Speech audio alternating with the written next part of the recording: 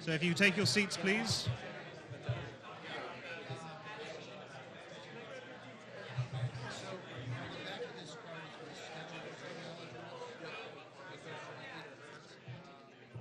If you take your seats, we're going to kick off.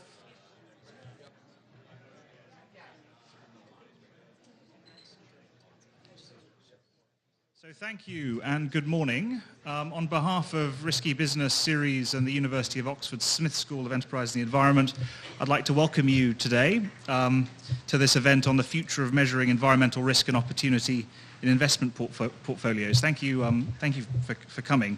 My name's Ben Caldecott. I'm the director of the Sustainable Finance Programme at the Oxford Smith School. The programme is concerned with researching the requirements, challenges, opportunities associated with transitioning to a more sustainable global economy. We've been conducting pioneering work on stranded assets for a number of years, and you might be familiar with some of that work. So we're coming together today to discuss some really very important issues, and also issues that are particularly important at the moment. It's a very exciting time.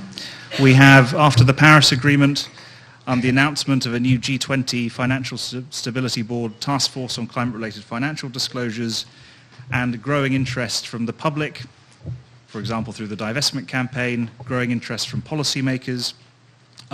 These issues are really very important today. There's a growing appreciation of the materiality of environmental risk and opportunity, and the purpose of the event today is to explore some of those issues and really to look ahead at what needs to be done and what's possible, with the idea that we might build some consensus on things that can be done to revolutionize how we measure environmental risk and opportunity. And I really do think, and we think at Oxford, that we're possibly at a tipping point in terms of the availability of data, the analytical capabilities, many of which are being pioneered in the Bay Area, and of course commercial and public interest in these issues. And that combination of things could result in rapid change. And if that does happen, then I think that makes a big difference for channeling capital into green investments and away from those that are polluting and harming the environment. And as I alluded to, a lot of the work, pioneering work, has been going on in this area, and that's one of the reasons why we decided to have this event in San Francisco. We're also at Oxford doing a lot of work with Stanford, particularly the Global Project Center at Stanford, which is another reason for coming out here. One of the things that we want to do with this event, with the morning, is to try and distill the conversation into something that can influence the Task Force on Climate-Related Financial Disclosures. As you know, that's chaired by Mike Bloomberg. It's a very influential process. Their first phase 1 report is coming out at the end of this week. And we think that if we can come up with some tangible, specific, ambitious ideas, that can influence the next phase of the task force's work.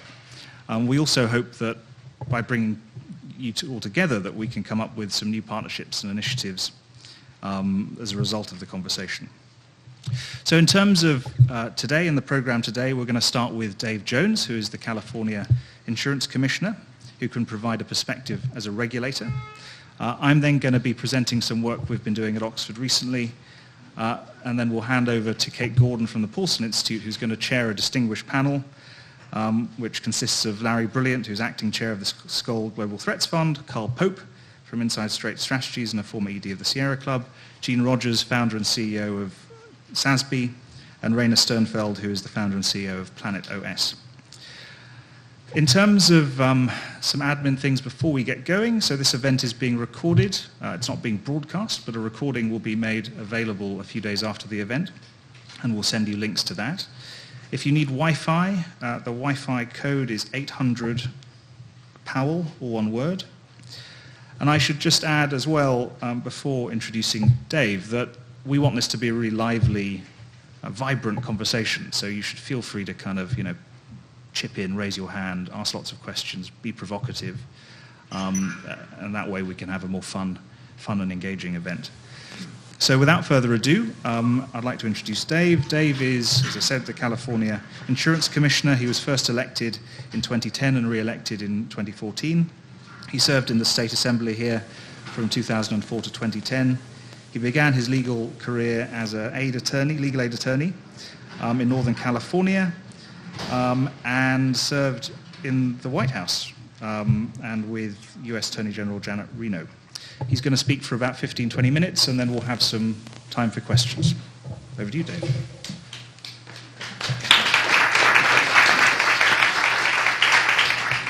Thank you very much, Ben. It's a real treat to get to spend some time with you this morning, and I just wanted to note parenthetically, as I try to find a place to perch my water glass, that lively and provocative has a different meaning in San Francisco than at Oxford, and as a consequence, I hope you're not too lively or too provocative as defined in San Francisco.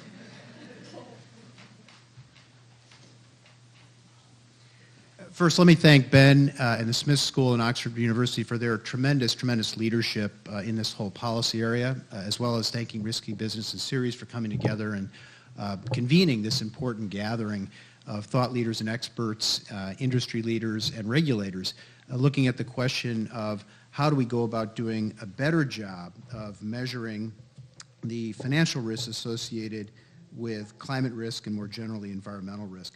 I thought what I might do this morning is just briefly introduce you to insurance regulation. I know a scintillating topic for many of you here, but then hopefully walk quickly through a climate risk carbon initiative that I announced back in January that has two principal features. One, calling on insurance companies that are licensed to sell insurance in the state of California to divest from thermal coal, and two, imposing new requirements with regard to mandatory and public financial disclosures of insurance companies' investments in the fossil fuel economy generally.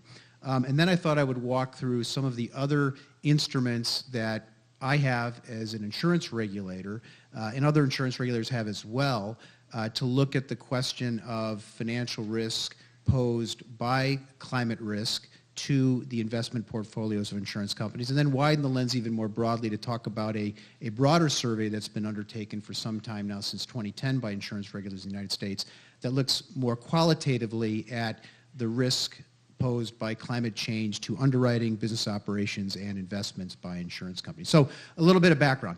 In the United States, we regulate insurance by state, so we have a national system of state-based regulation. Every state and every territory has an insurance commissioner, most appointed by governors, 11 are directly elected. I'm one of the ones that are directly elected. I oversee a market that is the largest insurance market in the United States, where insurers collect $259 billion in premiums a year. The insurance companies that are licensed to transact business here, there are about 1,300 of them. They have about $7.5 trillion of assets under management. We're the sixth largest insurance market in the world. Most every national or major regional insurance company in the United States is in this market.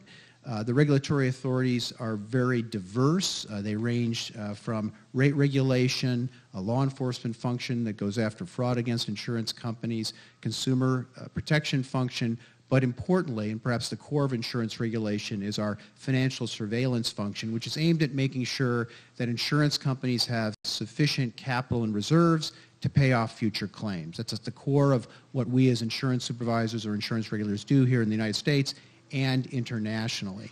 There are a variety of tools that we have to do this, including periodic financial exams, various reports that the companies have to file. As many insurance companies are increasingly organized in very complicated holding group structures, some of which have international reach. We participate in what are called supervisory colleges, where we bring together insurance supervisors from across the United States and from across the world to look at the financial circumstances and underwriting of the insurance companies that are under their purview. So just a little bit of an overview. In terms of perspective, there's about $1.7 trillion annually collected in premiums by insurance companies in the United States, across the United States, $259 billion in California, and about $5.17 trillion collected worldwide by insurers. So hugely important industry sector, one in which it's hard to imagine life as we know it, commerce as we know it, functioning without the important availability of insurance and the important role that it plays. So since I took office in 2011, I've been keenly interested in the question of what sort of risk is posed by climate change and the policy changes that are occurring in the wake of, or hopefully getting ahead of, climate change, and also what insurers are doing about this. And most recently, in January of this year, I announced a new initiative, a climate risk management carbon initiative, which, as I said a moment ago, has two principal facets. One is requesting insurance companies, the 1,300 insurance companies that are transacting insurance in the state of California, to divest from thermal coal. And second, some mandatory financial disclosure requirements with regard to their investments in the rest of the fossil fuel economy. So let me go into some detail in both of those. You can find additional information on our website, which is insurance.ca.gov. What I'm asking insurers to do is to refrain from any new investments, refrain from renewing existing investments, and to sell or withdraw from existing investments in thermal coal companies that generate as little as 30% or more of the revenues from the ownership, exploration, mining, or refining of thermal coal. My divestment request also includes insurer investments in publicly or privately owned utilities that generate as little as 30% or more of their electricity from thermal coal.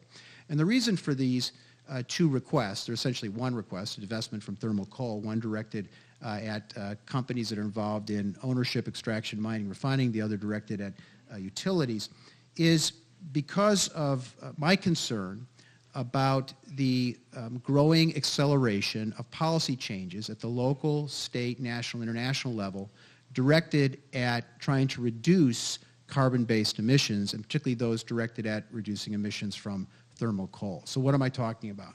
Some examples here in California.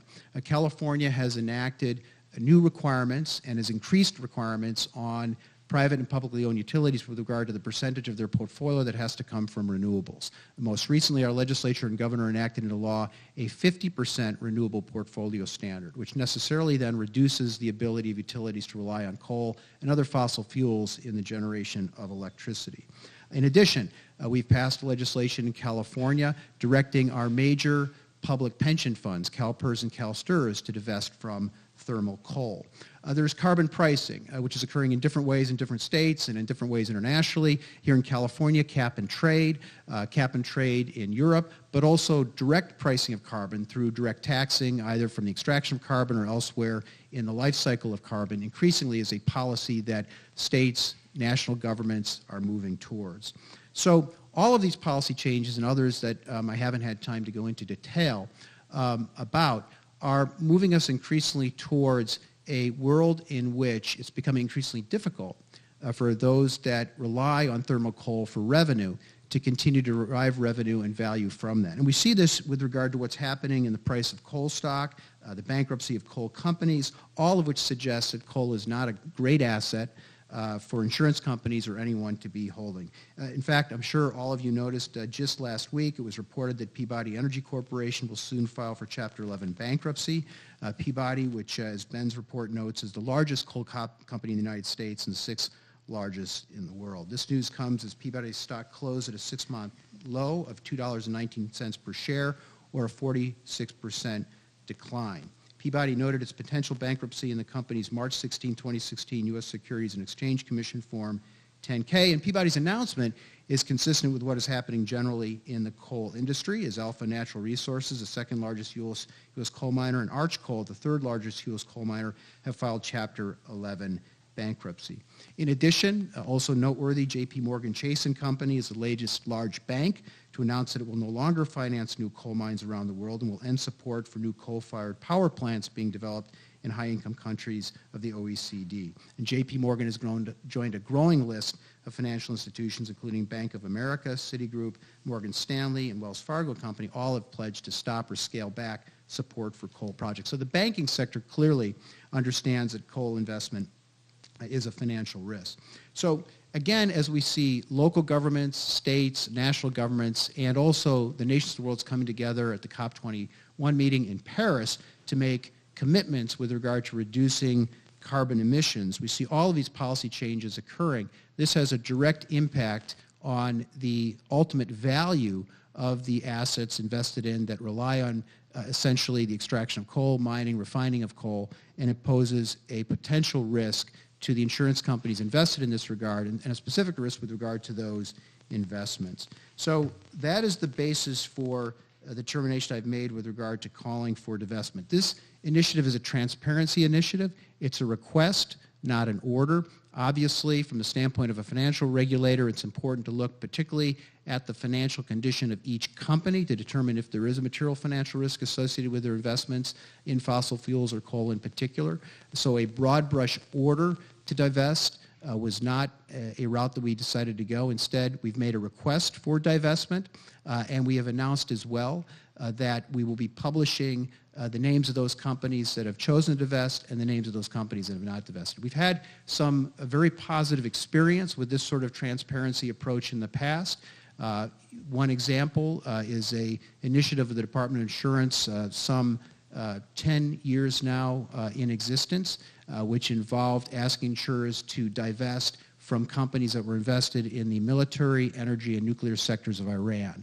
Given the identification of Iran as a sponsor of terror, given the tremendous degree to which Iran faces instability and is a fomenter of instability, the Department of Insurance decided that investments in companies doing business in those sectors in Iran was not a good investment for insurance companies. At the time that the department first started that Iran divestment initiative, there were 1,300 insurance companies that were so invested. They had $6 billion in investment.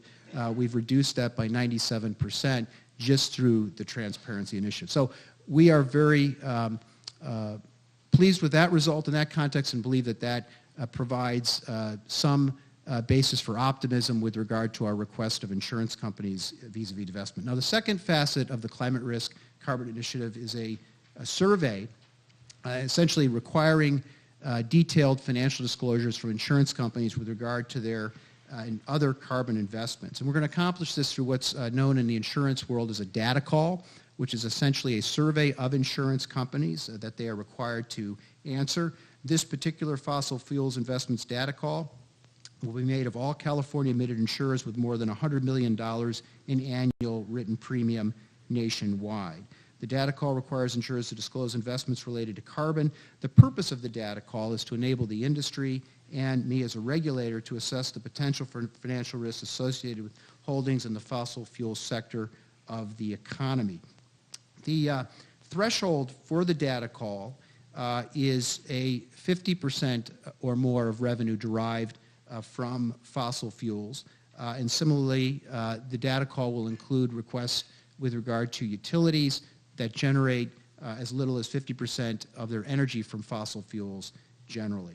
So what will we do with this information? We'll use this information as we undertake our financial examinations of the companies, as we do our company-specific examination of the financial well-being of the company to determine what sort of risk these sorts of investments pose and whether they pose material financial risk to the company. Now, in addition to these two actions under our Climate Risk Carbon Initiative, we've taken other actions to evaluate the risk posed by climate change and the policy responses to climate change on the insurance industry. And I said a moment ago, a core part of insurance regulation done by all insurance supervisors is our general financial supervisory role, and this includes on-site and off-site examinations of insurance companies' financial circumstances. Our on-site examinations consist of reviewing various documents and conducting interviews with senior executives to first obtain an understanding of the company's financial health. We then identify risks and assess mitigating control strategies. We conduct additional detailed testing as needed, and our examination includes consideration of prospective risks, climate change being one of them. Importantly, the National Association of Insurance Commissioners, which is the rule-setting body for insurance supervisors across the United States, has made several changes to the 2013 Financial Condition Examiners Handbook. This is the handbook used by all financial examiners and all insurance supervisory offices across the United States. It's basically the Bible of financial examination. And in 2013, the National Association of Insurance Commissioners included climate risk in the examiner's handbook. So a question regarding climate change as a part of corporate strategy was added to our examination planning questionnaire, which is set out in advance of the on-site examination. Additional questions were added to the interview templates for both the chief risk officer and investment managing officer regarding consideration of climate change as a part of overall risk and consideration of climate change risk when determining investment strategy and monitoring risks in the company's investment portfolio. So we have embedded climate risk into the DNA of our examinations, and examinations that are conducted by insurance supervisors on a regular and routine basis across the United States. Now, with Ceres Assistance and some others, we've actually undertaken in 2015 a training of financial examiners and insurance departments across the United States to make sure that they are best prepared to utilize this tool as well. So let me give you a little example. Recently, we examined a small group of 3 property and casualty companies where we identified climate risk as a significant concern. The group writes homeowners, dwelling fire, allied lines, and earthquake insurance, and the premiums written were concentrated in a particular part of the western United States where there were significant risks associated with earthquakes and fire. In the course of the examination, we also noted that the insurance company was investing considerably in those same areas where it was writing insurance where those risks lay. So we identified some mitigation strategies as a part of the exam, and the companies agreed to do the following.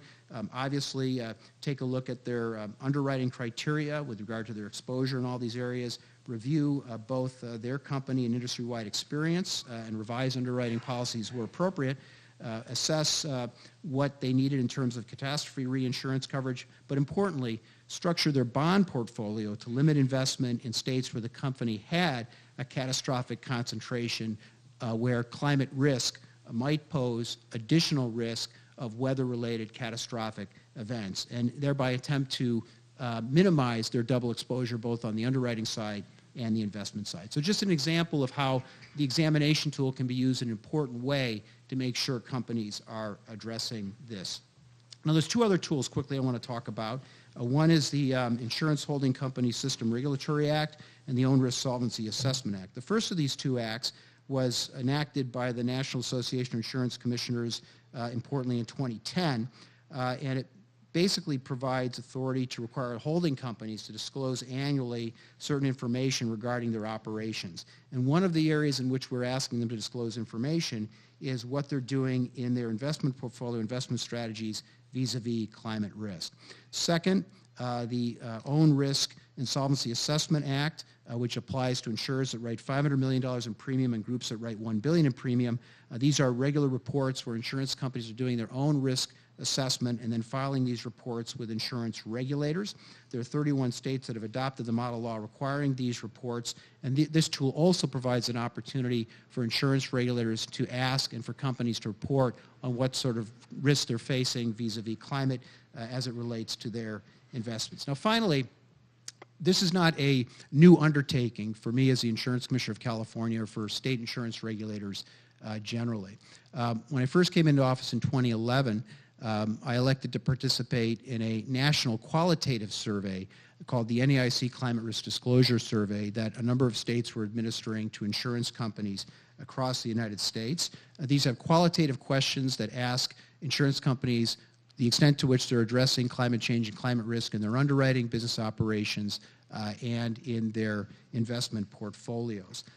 Right now, we survey more than 1,000 companies that write more than $100 million in premium, so essentially we're capturing about 77% of the overall U.S. market through this qualitative survey. It was important, from my perspective, that the survey be both mandatory and the results be made public so that investors, shareholders, regulators, and other members of the public could see the results. So we have published the results each year. They're available on our website. And Ceres has undertaken a very important project of taking the results and analyzing them and preparing very important annual reports that essentially rank insurers with regard to how well they're doing in addressing climate change and climate risk in these 3 areas. We're most appreciative of their work in this regard. Finally, another important area that I think I want to touch on is apart from the regulatory side, at the California Department of Insurance, we also have programs that are designed to try to encourage insurance companies to make green investments.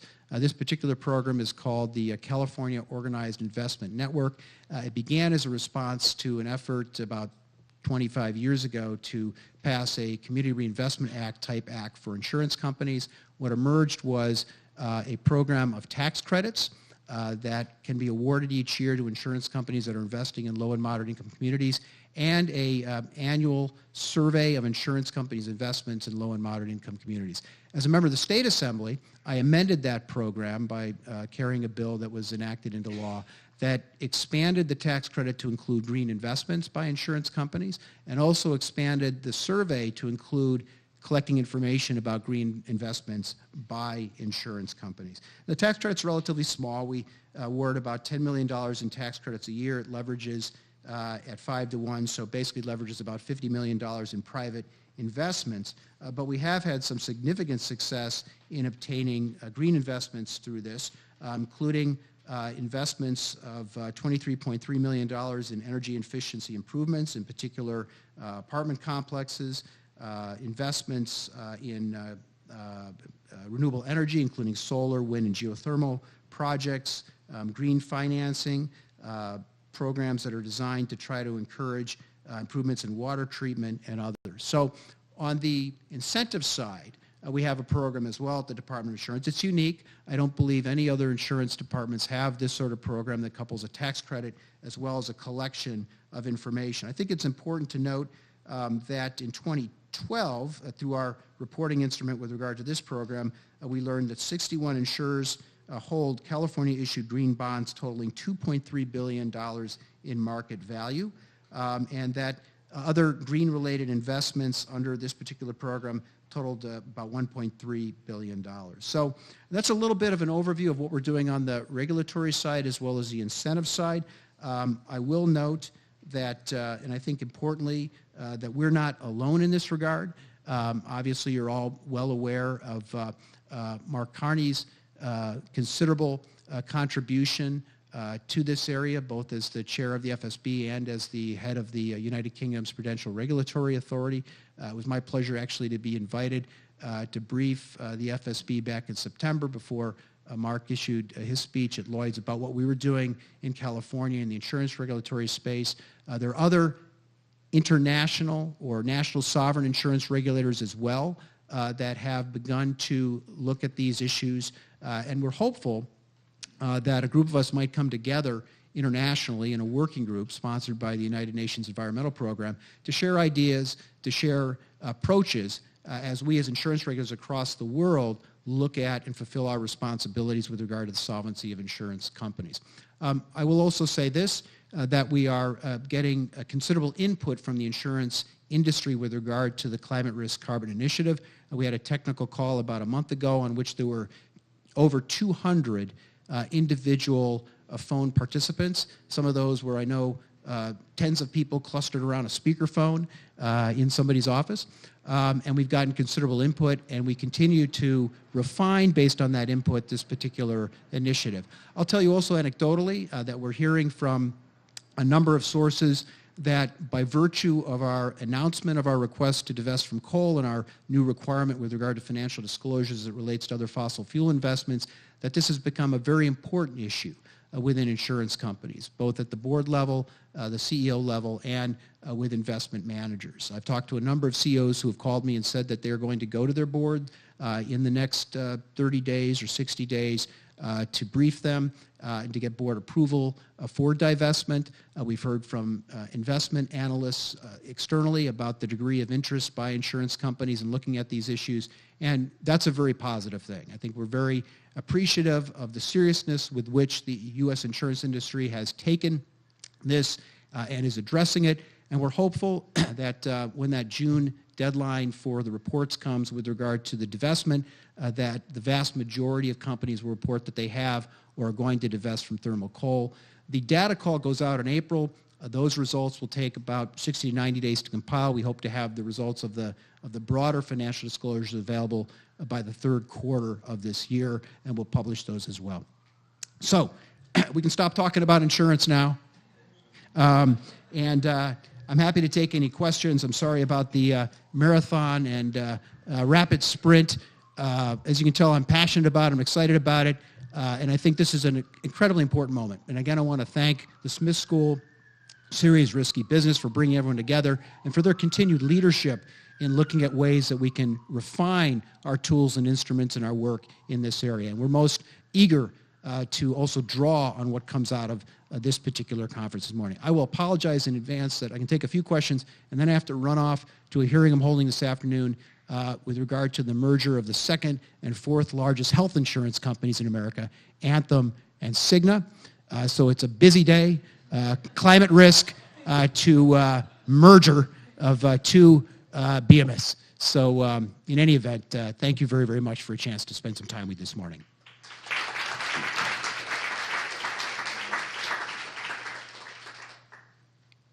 And Ben will give me the hook if I'm going too long. Maybe I did this already. Yes? Hi, Divya Helpers. Question about other states that might be doing similar work. Have you had much interaction with other states around the U.S. who are also thinking about climate risk from the insurance industry and sort of elevating it to this level of activity? Yes. So since 2011, there have been a number of other states that have participated in the NAIC Qualitative Climate Risk Disclosure Survey.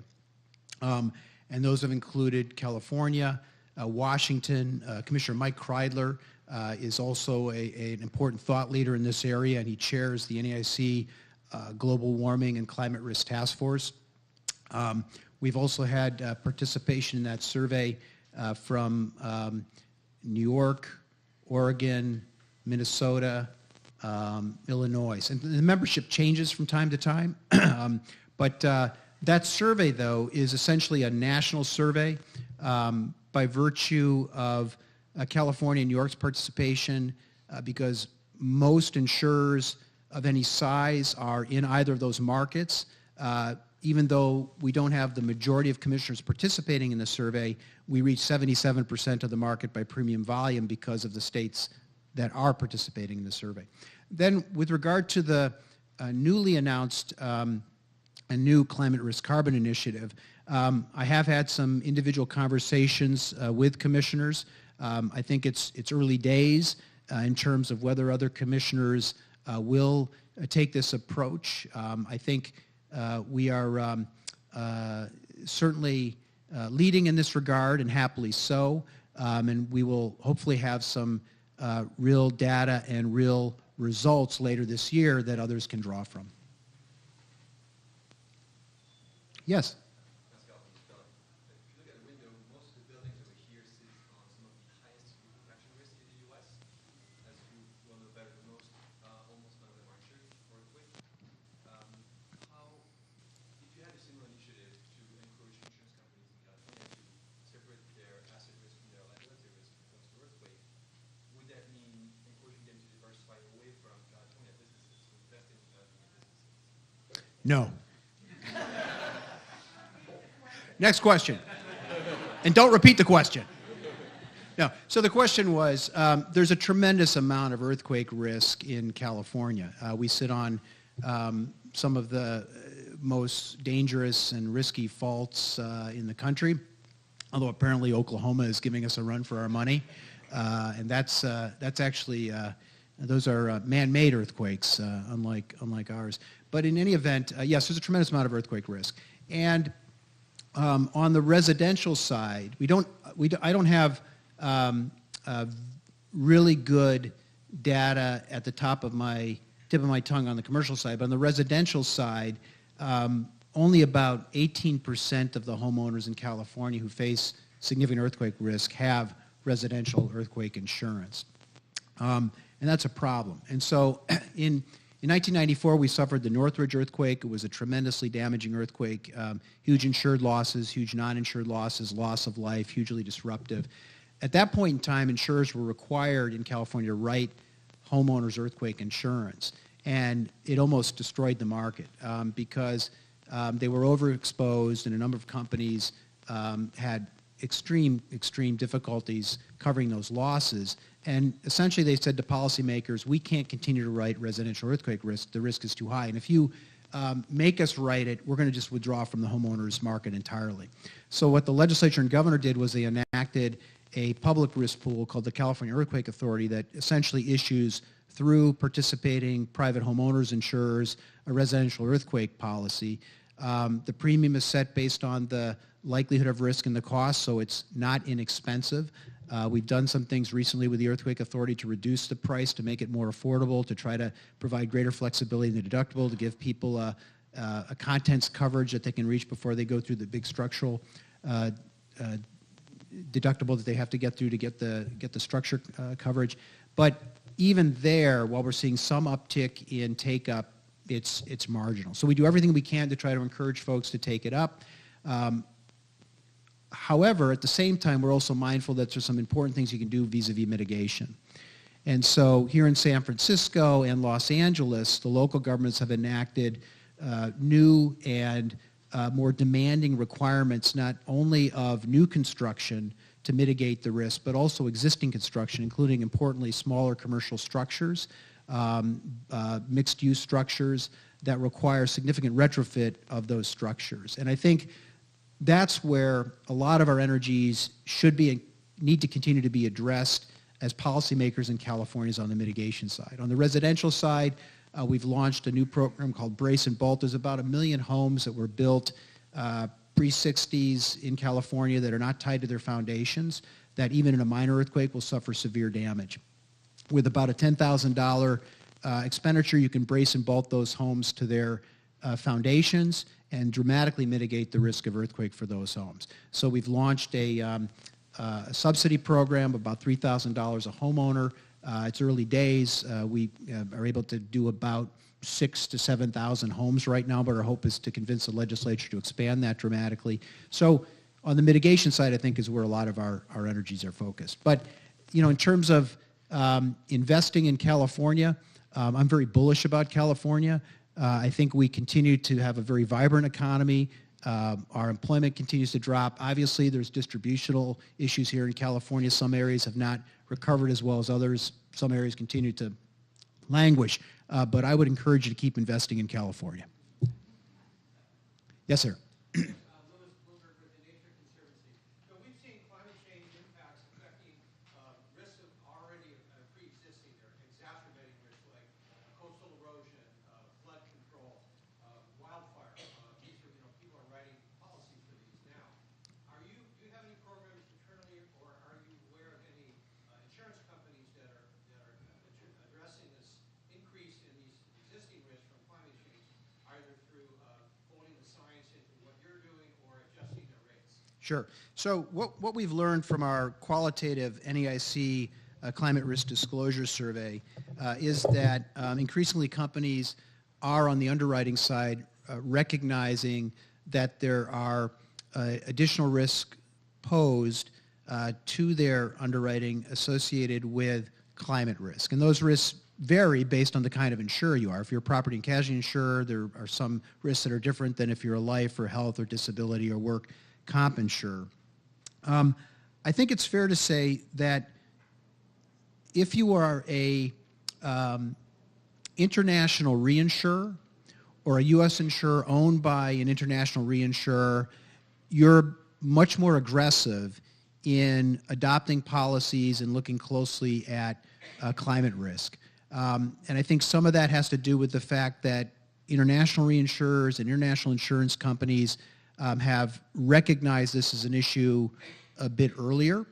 And I think it's important to note, for example, on the financial risk side, it was two international reinsurers, AXA and Allianz, that decided to divest from coal before anybody else.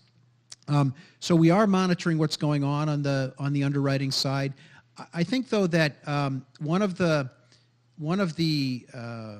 issues there is a belief by some companies that, particularly in the property side, that these are short duration contracts. They're a year or so, and that they can manage through this risk, and that to the extent that climate change accelerates and that catastrophic weather events accelerate and that poses a risk of greater loss and insured loss, that they can either simply stop writing or adopt other underwriting criteria to better manage that risk or to raise premiums.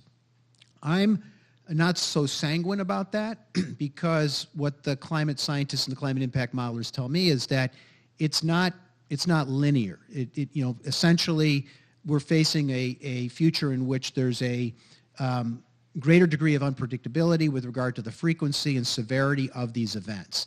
And so that makes the traditional models that have been used by insurers to look back over past experience and then decide based on that where they're going to write less predictive. And so that is a challenge, I think. Now, I've also spent some time with insurance company actuaries and insurance company modelers, as well as climate impact scientists and climate impact modelers.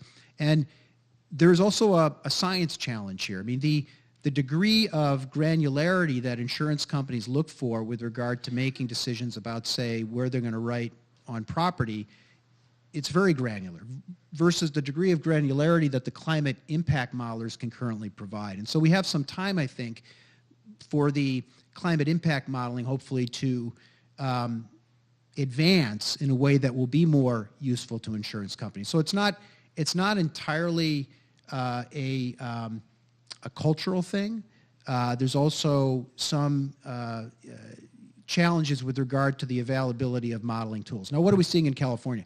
We're seeing a greater incidence and greater severity and greater unpredictability with regard to wildfires. We had the second and fifth largest wildfire in California's history here last year. I say here, it was actually north of here and east of here. And the losses exceeded $1 billion in insured losses. And the companies, to their credit, have been very responsive. They're paying claims. It's not posing a challenge to them financially. But what we are seeing is that homeowners insurers are using not climate impact models, but better and more sophisticated wildfire predictive models that are resulting in their making decisions to stop writing homeowners insurance in high-risk fire areas in California. Now, we have a program to try to make sure to help those homeowners. Essentially it's a public risk pool called the FAIR Plan, which is essentially the insurer of last resort that will write a fire policy. It's not inexpensive like the earthquake insurance I talked about a moment ago. So people can get insurance, but that's certainly sending a price signal to people about the growing risk of living in these areas or doing business in these areas, which are facing a higher incidence of wildfire risk, which I believe is related, not entirely caused by, but related to what's happening vis-a-vis climate. So that's how some of those mechanisms are working. Yes? Hi, Verity Changer with BlackRock. Insurers are an important investor in the global market, but the nature of their business requires that their risk tolerance be low, and so their corporate exposures end up being quite low. What are the plans of the California Department of Insurance to assess this climate risk in some of these sovereign or government or subnational type investments that are more typically held in greater amounts by insurers?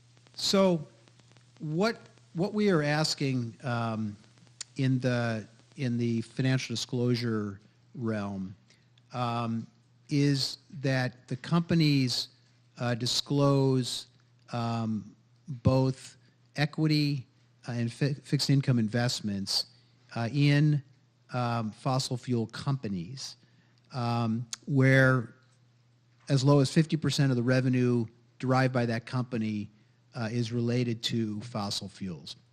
So whether that will pick up sovereign debt instruments or not, it may. I think, we are casting the net as widely as we can. That's causing insurance companies to have to spend a fair degree of effort to try to figure out what's in their portfolios, and with regard to what's in their portfolios, where the revenue is coming from for the investments that they're making in their portfolios. I think we'll have a better sense of the quality of that endeavor when we get the first report back. And there have been a lot of calls made to me to just generate a list. Tell us the companies that you believe, Commissioner, meet your definition, and we'll look for those. And I know that would be, make things a little bit easier.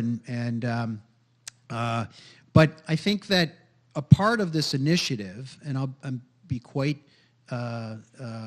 transparent about this, is the exercise of actually looking to see what they have. And I think that's very positive. And I think that is already occurring in important ways. And so we're not planning to issue a list. Instead, we're asking the companies, which have investment managers or rely on third-party analysts and vendors to assist them in managing their investments, to look at what they have and to tell us what they have as it relates to what we've asked them to look at. I'll take one more. My head is bobbing. I'm not sure where. Okay. Yes. Institutional investors who want climate change. I think it's very impressive that California has a 50% content requirement for utilities on renewables. In Europe, we've seen utilities through their trade associations resisting against renewables content requirements, and instead favor a carbon price, which today hasn't delivered decarbonization of utilities. So I'm wondering, here in California, do you see any resistance from utilities companies to that 50% and to the disclosure of 30% goal? And do you see any resistance there to more disclosure, and then how can financial regulation and insurance regulation help support that? Right. So the legislation, so we had a 30% renewable portfolio standard enacted legislatively, and that's been in place for some time, and that had some targeted dates by which it needed to be met. And just this last year, the legislature and governor raised that to 50%. I don't know that there was an extraordinary amount of opposition. Your question was what kind of opposition. I know there was an extraordinary amount of opposition. There was some concern. It's a fairly aggressive target, but most, if not all, public and private utilities in California have hit the 30% and are exceeding it. And so I think there was a degree of comfort by policymakers in the legislature and the governor's office that they could get the 50%, and it wasn't hard fought. What was hard fought was a bill that would authorize the Air Resources Board to begin regulating with regard to emissions associated with the use of fossil fuels in transportation.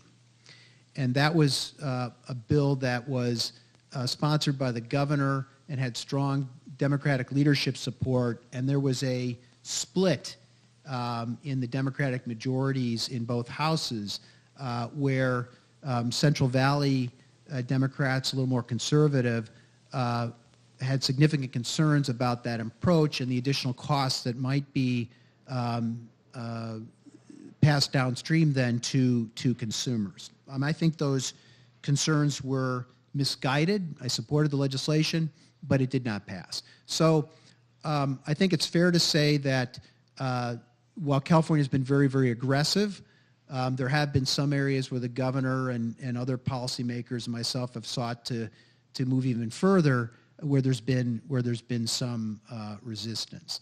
Now the governor then announced the day after the bill died that he's just going to do it by regulation through the Air Resources Board. So we'll see what happens in that area. California's both trying to price carbon through our cap and trade, as well as require utilities to move to renewables. And I think both of those are important policy directions, and they're one of several policies that I didn't mean just to focus on California, because I think other states and other nations in the United States in various ways are imposing new requirements, all of which I think raise the sort of transitional risk or policy risk that Mark Carney talked about, which is why I'm concerned and why I'm asking insurance companies to get out of thermal coal and also imposing new disclosure requirements. I think the pace of policy change is accelerating. There is a risk that there could be even more dramatic policy changes on the horizon, and that creates a significant risk that those assets could be stranded on the books of insurance companies, and that's why I want them both to know what they have and to get out of one asset in particular, which I believe is a risky investment, which is thermal coal. You've been a really kind audience to listen to someone talk about insurance for an hour. And so it's been a great treat to do so. And I would encourage you, and I know that there's some industry representatives in the room, and I want to thank you for your participation and also your participation on the technical calls we've had. We continue to solicit input from the industry. We continue to make refinements We're eager to see what comes out of this important conference, and really appreciate, again, Ben, the Smith School Series in Risky Business Leadership, and all of your participation in this important endeavor today. Thank you very much.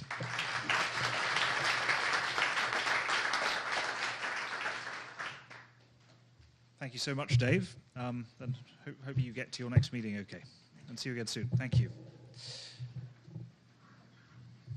So now I'm going to follow Dave's tour de force with a brief presentation before the panel. And I wanted to share with you some views that we've developed on the back of research we've done on thermal coal.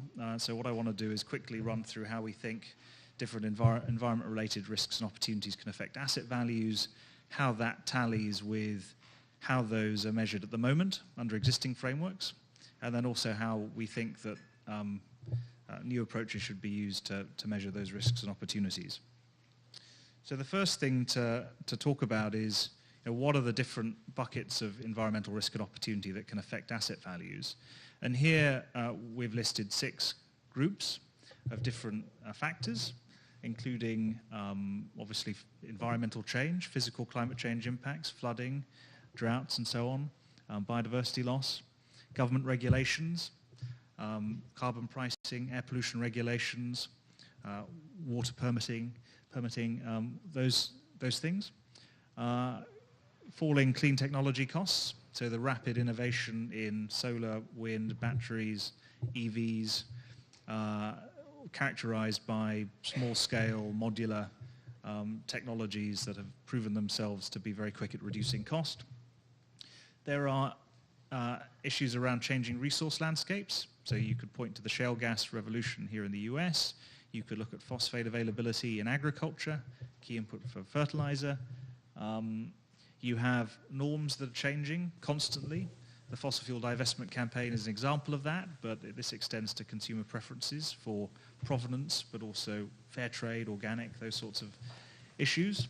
And then finally, litigation, liabilities and so on. And one of the things that has been talked about a lot recently is around climate change liability. So the fact that companies, as a result of better attribution science on climate change, could be held accountable for their emissions in the past, or could be held accountable for not properly managing climate risk, or could be sued for not properly disclosing those risks to the market. And obviously late last year we had Exxon and Peabody Energy being subpoenaed by the New York State Attorney General. And these factors aren't separate and disconnected. They're connected, correlated. There are interrelationships between them. They're regularly mispriced, and if they are priced, they're often ignored by financial institutions. And that happens, we think, for a bunch of different reasons. They're often interdisciplinary. There's a lack of data, a lack of a track record. These things are non-linear. And they're relatively new. And so all those things make it quite difficult for different financial institutions to understand these risks and opportunities and then act on them. So that's how environmental factors affect asset values. Now, how is this sort of reflected in the investment chain, and how does this connect with different users of data? So we have here assets being exposed to those different environmental risks and opportunities I just talked about. Those assets are owned by companies, and those companies can be in a whole range of different sectors. They can be power companies, they can be upstream oil and gas producers, they can be car companies, and they can be agricultural companies and so on. Asset managers are investing in companies, owning company debt and equity, and are trying to differentiate between different companies based on a whole range of different factors. And you have asset owners who are allocating capital to asset managers, but also occasionally acting as asset managers themselves. And then you also have policymakers and regulators, and I could add civil society, I suppose, into this bucket, groups that are interested in, particularly from the policymaking side and regulatory side, interested in managing microprudential risk, systemic risk. A lot of the recent discourse has been on systemic risk. And also interest in implementing nationally determined contributions, implementing successful low-carbon transitions. And all of those groups, including civil society, have different information requirements. And so often we find, and and I think this is actually reflected at the Task Force for Climate-Related Financial Disclosure meeting in London last month, people often getting confused or conflating the needs of these different groups. So often you'll have a conversation about disclosure and it'll actually be about the information that policymakers and regulators and civil society want to be able to track whether investments are happening or whether there's a build-up of risk across the system as a whole. But often those aren't the same things that are required by asset owners to evaluate which asset managers are doing a good job on climate change or sustainability. And that doesn't really help, can often fail to help asset managers trying to differentiate between different companies in terms of environmental performance.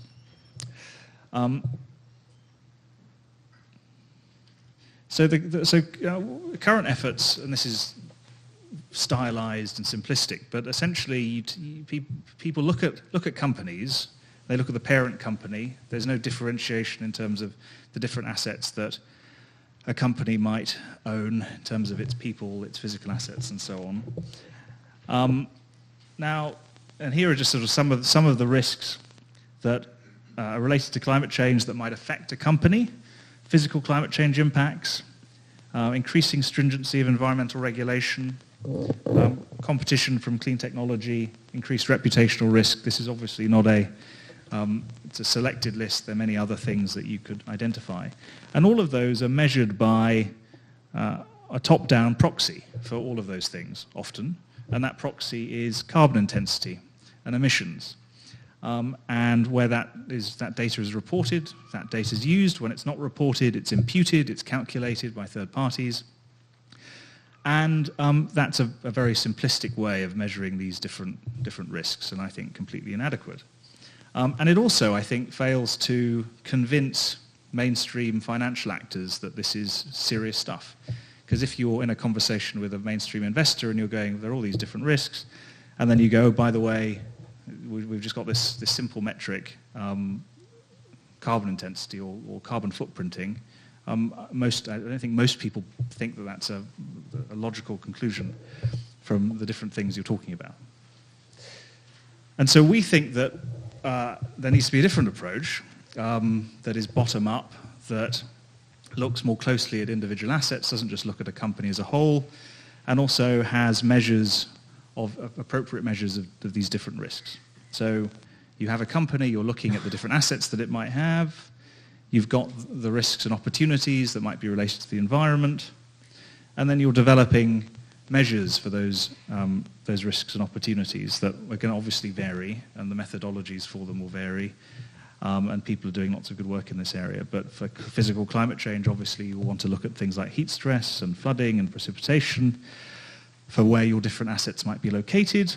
For regulation, you need to know, what are the characteristics of your assets that might lead them to be more at risk from increased carbon pricing, for example, or other forms of environmental regulation. Knowing where assets are located in terms of their jurisdictions. In terms of competition with clean technology, policy is very important. Pace of deployment in key markets over time, very important. And then for reputational risk, again, there are different ways that you can measure that. From social media through to thinking of, if you're looking at an upstream miner, where its mines are located and how that relates to national parks or protected areas or areas, landscapes that have particular salience for communities, and that might be an indicator of increased future reputational risk. Now, this is we did a project that was last year, and the report was published in January of this year, and we did this for the Norway's Global Pension Fund. Norges Bank Investment Management, who run the fund, asked us to do this work. And this is focused on thermal coal, and so we wanted to look at the top 100 coal-fired utilities around the world, and these account for 73% of all the coal-fired generation capacity in the world. The top 20 thermal coal miners with revenue at or above 30% from thermal coal, those account for 70% of world thermal coal revenue. And we also looked at coal to gas, coal to liquids, and looked at some of the top 30 of those companies. We didn't look at the entire universe, partly because the smaller companies in this list aren't really part of an investment portfolio in any meaningful sense. So looking at the big companies made a lot of sense. And so the first thing we did, going back to sort of getting that picture of the assets that companies own, is to compile information on the assets. And we did that using a lot of existing data sets, some of which are public domain, some of which are proprietary, to develop that picture. So we used CoalSwarm, and they're based in San Francisco, and we work closely with them. Anypedia, which is an open data, big data initiative, Platts, Karma, and other data sets, depending on the field that we were trying to get information on. So using these different data sets, we developed a rich picture of the different assets across those three sectors, and a picture of who owns them. So we link the assets to ownership. And that then allows us to apply these different hypotheses and measure asset exposure to them, and then aggregate that up to a company level. And so here are the list of the different factors that we looked at for the different sectors. And it's a bit like, looking at Mad Men and the ad men and women who are sort of doing lines at the beginning of an ad project. Let's come up with some ideas about how different factors might affect value. And you come up with a very long list of how different factors might affect value. And of course, you narrow down that list based on feedback from institutions, from investors, based on what's possible, where data might exist. And so for the utilities, for example, we looked at things like carbon intensity. So obviously something that's more carbon intensive is going to, all things being equal, going to be more affected by climate regulation. Coal plants that are older are more likely to be inefficient and therefore affected by policy. Power stations in places with very bad air pollution are more likely to face stringent regulation related to air pollution, or requirements to introduce scrubbers and so on. Places in high water stressed areas are more likely to suffer from physical or economic water scarcity and water pricing. Power stations that are less likely to be able to have CCS retrofitted on them, all things being equal, are going to have a harder time in a carbon-constrained world. And you can go on and on. And the challenge is, of course, finding the appropriate measures for those different risks, and we use mainly third-party measures. For water stress, we use WRI and Aqueduct. For others, for example, for renewables, we used ENY's Renewables Attractiveness Index. We drew on some IEA work. It rather depends on the type of measure that you're looking at. But the point is that you can then apply those measures to the different assets and see which companies have portfolios more or less exposed to those issues. And I won't bore you with this list, but these are just sort of the top 10 companies exposed to some of those different risks I talked about. So for carbon intensity, are there any American ones? Anyway, you can look at this at your pleasure, but the point is that you have this information, you can then look at which companies are more exposed or not, and start to differentiate using this bottom-up approach. I think the thing that was interesting about this approach is that it makes, we think, a lot of sense. From conversations with investors and different types of financial institution, they have said to us that this approach is the approach that should be used instead of a top-down approach looking at carbon intensity. Let's have a conversation and develop some investment hypotheses related to the environment and do that bottom-up analysis. One of the reasons it hasn't been possible to do that before, we think, is that investors are very comfortable taking a view on different things all the time. Is China going to grow at 6% a year next year? Is the UK going to leave the European Union and vote to leave in June? You can take a view, and investors feel comfortable taking a view about those things. They're less comfortable, significantly less comfortable, taking a view on hypotheses related to the environment for some of the reasons I talked about previously. The fact they're new, they're novel, there is a lack of data, and the fact that these things are often interdisciplinary. So one of the great things about doing this work in an academic context at a university like Oxford is that we can start having those conversations with experts in different disciplines and develop a sophisticated view on each of these different risk or factors that could result in risk or opportunity. Now, one of the other striking things about doing the work, and I can answer any questions you have about the work, you might have some views on it too, is that none of the data that we used for the analysis, for developing the information on the assets, for looking at the risks, came from any voluntary disclosure frameworks. So, I mean, I thought that was pretty startling, actually. So what are the voluntary disclosure frameworks doing? Because they aren't providing information that is useful for a bottom-up analysis, and that's a pretty glaring issue, I think. And so this sort of leads me to this, which is that I think we need to recognize, particularly in the context of the task force, we need to recognize what voluntary disclosure frameworks can and can't do. Because if we aren't frank about that, then we can't have a meaningful conversation of what needs to be fixed and improved upon. So we think that voluntary disclosure frameworks can do two things incredibly well, or maybe actually probably just mainly one thing very well, and another thing sort of so-so. And that is that obviously they're taking companies on a journey, and they were set up explicitly to take companies on a journey. And that's based on the idea that companies that disclose are more likely to manage those risks, and there's a lot of evidence to back that up. And that's why they ask more and more questions each year, and tend to ask questions about things that are priorities in terms of shifting company behavior. And that's a very good thing, an incredibly important thing, and obviously should continue. Some of the reporting is probably useful, certainly from the policymaker, regulator, civil society perspective, but we don't think they provide very much information that's relevant to a fundamental analysis of environmental risk and opportunity, in case you hadn't picked that up from my previous remarks. So, and there are a number of reasons for that. The coverage is not universal, it's patchy. Very little insights into important jurisdictions like China. The annual reporting cycles are cumbersome. I haven't met anyone that thinks dealing with multiple annual reporting cycles is a particularly efficient way to do things.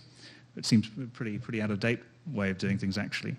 The data, when you get it, is out of date. There's a big lag. More importantly, the most important thing is that the questions they're asking aren't connected to fundamentals. So you get the answers, and they're not helping you do the analysis. The data quality is poor. That's widely recognized. That's why a huge amount of money goes into trying to shore data. That's not actually useful for investment analysis. It's a very slow-moving process, and and it can become a bit of a smokescreen for companies as well who aren't doing very much. We disclose, therefore. It's all fine. So, as I say, disclosure frameworks can do and do a very important job, but let's not conflate that with the other job that needs to be done. So one of the things that came from that research project that we did and further conversations with people are some sort of recommendations for next steps, and I want to test these out with you and try and refine them and make sure that they make sense and could be relevant to the task force and other related processes. The first is that we think there should be a principle of asset level disclosure that is introduced to the voluntary disclosure frameworks, so they could actually start asking more questions that are relevant to doing a fundamental analysis of assets and their exposure to risk and opportunity. And the reason we think that that asset level data is important and why it'd be useful for the disclosure frameworks to ask for it is that it underpins analysis that a whole range of different groups would want to undertake. So it's useful, obviously, for asset managers because you get that picture of what's going on in companies. It can be aggregated up. It can be useful for asset owners wanting to evaluate what their asset managers are investing in. It can obviously be useful for regulators wanting to know about the build-up of systemic risk in portfolios. And it can be of use to policymakers in the sense that you can keep track of how many different assets there are and what are their characteristics, what are their emissions, to what extent have we committed locked-in emissions, are we on path to meet our 2 degrees or 1.5 degree commitments, and so on. So without the asset level information, it's very hard to do all of those things, and that's why we think there should be this new principle. And once that basic data is available, it enables researchers, analysts to do their own analysis. Now, one of the questions then is, well, what are the specific data points that you want to, what are the data fields that you need per asset for different sectors? And it's going to differ by sector. And there are issues around commercial confidentiality. And there needs to be a process to come up with the list of 10, 15 data points that should be disclosed at an asset level by different companies and different sectors. Now, some of those should include locational information, which is critical for any form of spatial analysis. One of the things that we found just with the power sector, you would think we would have a data set of where all the power stations are in the world, and we don't.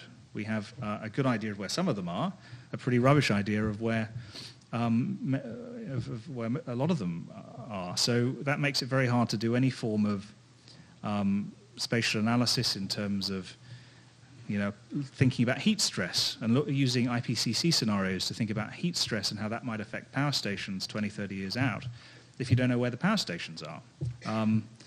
If you don't know where the power stations are, it's very hard then to do any kind of remote sensing, use satellite imagery and so on.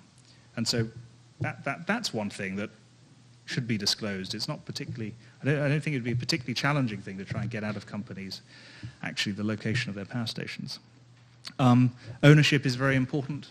Could there be ways of clarifying that in terms of specific assets? That's one of the big issues around integrating, matching, cleaning up this data is ownership, the type of technology employed, production data, so actual production data, or, even if it's a lagging indicator for the power sector for particular power stations, or whatever the asset might be, is also very important. But I don't think this needs to include break-even points or anything like that would put an asset on a cost curve. I don't think that's, I mean, that would be straying into a territory where I think it would be difficult for companies to want to disclose that information.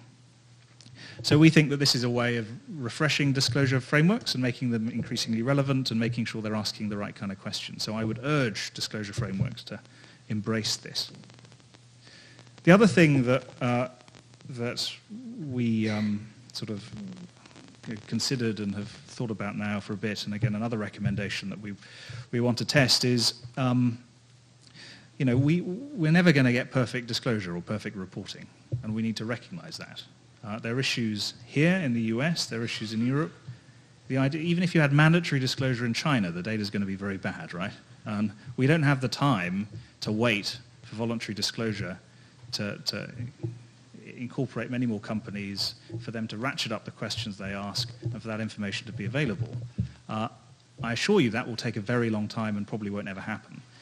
So I start from there, and if you start from there, that leads you to this proposal, which is the idea that actually you need a public goods initiative, and we've called it the Company Data Intelligence Service, which is a bit of a crap name, but welcome for other names, that would essentially get the data, the basic asset level data from different sources, integrated and make it publicly available for everyone to use in different ways. And one of the things we think that's very important and attractive is that actually a lot of this data, we've done this project in the power sector, but it extends to other sectors as well, exists in different places already. So it's in local or national registries, in public records of different kinds. It's in existing proprietary or non-proprietary data sets. It's in company reporting to financial markets and regulators in different places, in different ways. And it's buried in PhDs around the world and other research projects. And it's in different languages and in different formats. So we kind of need a systematic effort to find this stuff and integrate it and bring it together. And obviously matching the data points is a labor-intensive thing to do. We can also get a lot more out of the existing data that we have in these disparate sources. And even we could get a lot more out of the existing reporting through the voluntary disclosure frameworks that exist. And part of that is using advanced analytics, machine learning, that kind of, those sorts of approaches. We have a big data institute at Oxford. We're collaborating with them to sort of explore some of these opportunities.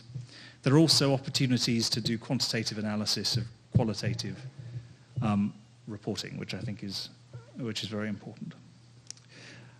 And I should also say that I think the costs of doing this would, you would, if this was done well, you would end up with a much richer set of data sets on assets than currently exists. That would be incredibly useful. I don't think it would actually cost very much. If you think about how much voluntary disclosure frameworks cost, how many millions those frameworks get from foundations and others each year, and how much money is spent on assuring data that is of questionable use, this would be done much cheaper, I assure you. The other thing that has to be done, in addition to using existing data better, is that we can augment that with new data. And so I talked about spatial analysis and remote sensing, satellites, drones, other sensors. I think that's a hugely exciting area. You have big data, other novel data sets that can be taken from the internet or scraped from the internet. And when estimation does need to happen, and of course there's a lot of estimation now at the moment, it needs to happen in a more transparent and accountable way. So I think there should be a process for methodologies to be transparent, held to account, refined, improved in an impartial, independent way by experts, opposed to at the moment you have this patchwork of different proprietary models, estimation methodologies, which no one has any visibility on. You just sort of take it as given. And I think the other thing about this is that it's a stick to disclosure's carrot. So we can get more information from companies by going, we've got this independent, trusted initiative that involves a whole bunch of well-known institutions. It's putting this data on your company out in the public domain. If you think it's wrong, please do disclose the actual data. So it can force the hand of companies to disclose more. And the reason I think that it's important that we have one focal point to build up a picture of specific assets in different sectors is that can then allow consultants and the private sector and others to do advanced analysis using that information. What we will end up with if we don't have consensus around a specific process is a plethora of different groups trying to bring together asset-specific information in different sectors, in different jurisdictions, and that's going to slow down uptake. And of course, there are benefits of that in terms of competition and innovation. But I think the disbenefits of that fragmentary approach at the beginning are very significant. So how do we do something that's open source, publicly available, can enable advanced analysis, can ensure quick uptake, but also captures the benefits of innovation and competition? And I think there are ways of doing that. This is not rocket science. So in sum, I hope that's been a mildly provocative presentation, actually, because I think we do need to confront the challenges and the opportunities with data and how we measure risk and opportunity as it relates to the environment. But there you go. So as I said, there are these risks and opportunities. They're affecting industries and sectors and companies today. We have a lot of evidence that that's happening. And the good news is that those can be identified and assets measured for exposure, and that can allow us to differentiate between different companies, and with that information, more capital can flow towards green and away from brown. But we need basic asset level information to do that. It needs to be consistent, needs to be trusted. We also need to develop forward-looking measures of risk and opportunity. SASB and others are doing great work in this area. Voluntary disclosure has a role, but we need to acknowledge its strengths and weaknesses. We need to realize that the world is never going to have perfect reporting and disclosure. And that means we need to think about how we transcend existing efforts, add to them. And I think some of the things we've described here could help with that. And obviously, we want to be part of that in terms of working with a whole range of institutions to try and make something like this happen, however it's governed.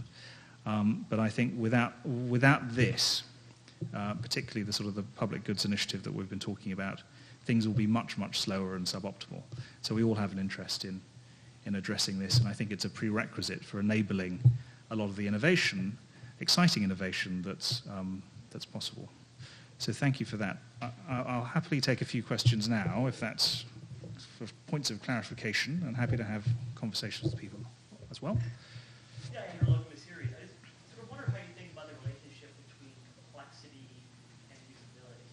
So, I mean, I certainly agree with you about the need for this kind of disclosure, but I also wonder, I mean, if you're, say you're an oil and gas manager looking at a company, there are probably 6 or 7 numbers you can look at and really understand that company really well. You look at reserves, you look at production, you look at reserve life index, you look at where they sit in the cost curve, you look at some kind of financial leverage KPIs, and that's it. Nice and tidy, very simple in a way, gives you a good picture of the company.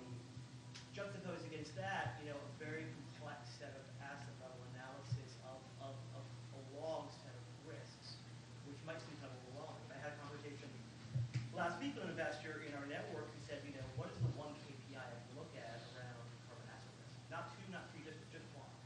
So I wonder if, and I would agree that, you know, carbon footprinting is not all that helpful, but I wonder if it's less because it's overly simplistic and more that it's just the wrong KPI. So I'm just sort of wondering how you think about that. I mean, this is all great, and I think for specialists would be really helpful, but have you kind of thought through how useful, usable, and kind of applicable would be in real world to investors, analysts, those kinds of folks? Yeah, so big question, multiple responses, I suppose. So the first thing is, I would question the idea that, you know, you've got this nice tidy 6 set of KPIs and that gives you a great view of the company. I don't buy that. Say with oil and gas companies, you know, it's very, we don't know how many projects, you know, a BP or a Shell has that are operational. Basic information like that. I don't even want to know their production or their revenues, obviously, but just the number of projects. And that's interesting because you know, you're investing in these companies to create a portfolio of projects that can manage risk and opportunity. And if they've got a small concentration of projects, that could indicate high risk. If they've got a larger, more diversified mix of companies, that might imply diversification. So there's sort of things like that that could enable additional analysis that I think are important. I agree that a lot of this stuff can be simplified in all sorts of ways, right? But if you don't have it, if it's not on a firm foundation and a firm footing, then it doesn't really come to much, would be my view. So if you've got you need the asset-specific information. You can overlay and measure all sorts of different risks. You can aggregate that up in all sorts of ways to come up with a golden number that an investor can use. But in a way, I guess that, in my mind, fits into the kind of the advanced analysis piece. There are going to be a whole bunch of companies able to market and develop those sorts of things, but they can't do it unless do it accurately anyway, and effectively unless they've got the underlying data that we think is required. Hopefully that's sort of an answer. I think who you're referring to is CDP when you're talking about the primarily, or are there other voluntary? Yeah, CDP, who I have a huge amount of time for, I should say, but not in terms of providing information for fundamental investment analysis. But I mean, I think the way to ask that question maybe a little differently is there any, from a research standpoint, looking for correlation between some of these KPIs and you know, either an assessment of risk or degree of risk and how that might show up in terms of market behavior, activity of the company. So sorry, doing work on the correlation between different risk factors. Yeah. Yeah. Yeah. Totally, and that's a vast area of work. A lot of people do work on that. There's a huge literature, obviously, on ESG and financial outperformance.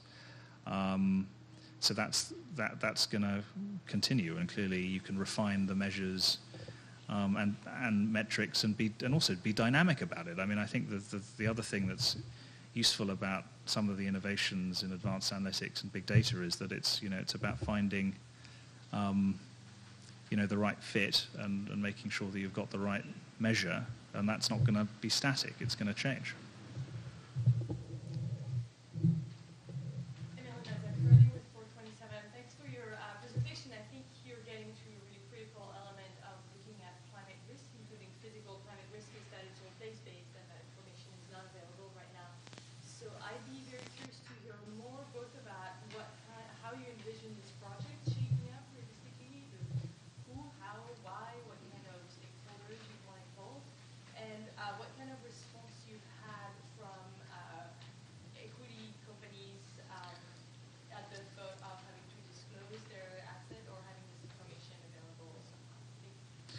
Sure.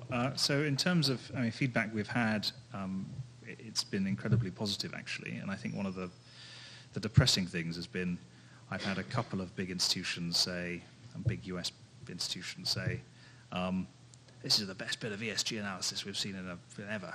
And I'm like, what the hell are you ESG people doing? I mean, it's not. So that does suggest that a lot of people are working on things that are very marginal and are in that space of carbon footprinting. And frankly, we need to think more broadly. And I think there's a massive appetite for that. In terms of companies, I think it's going to differ by sector, and you've got to have that conversation. And I think in terms of their willingness to disclose stuff, and I was talking to the chair of the former FSB task force on banking the other day, and he was saying that that's the approach that they took with the banks. You've got to have a conversation, and you will arrive at a consensus about what they're willing to disclose, and that's an iterative process. So, and as long as their competitors are also disclosing the information, that's important too. And then in terms of how something like this could work, I'm of the strong belief that it needs to be, if you've got an initiative that's putting out asset-specific data across sectors that is then used by others, it needs to be above reproach, it needs to be governed very robustly, it needs to be independent, it needs to be set up and run in that way. And I think it could probably be some sort of joint venture between big institutions that can set up something like that. It could involve some universities. It could involve CDP. It could involve Bloomberg. It could involve governments. But I think it has to be that. It has to be super credible. Otherwise, you put the information out and people go, well, and they won't use it, or the companies will dispute it in a way that is counterproductive, and so on. Any other questions before we go to the panel?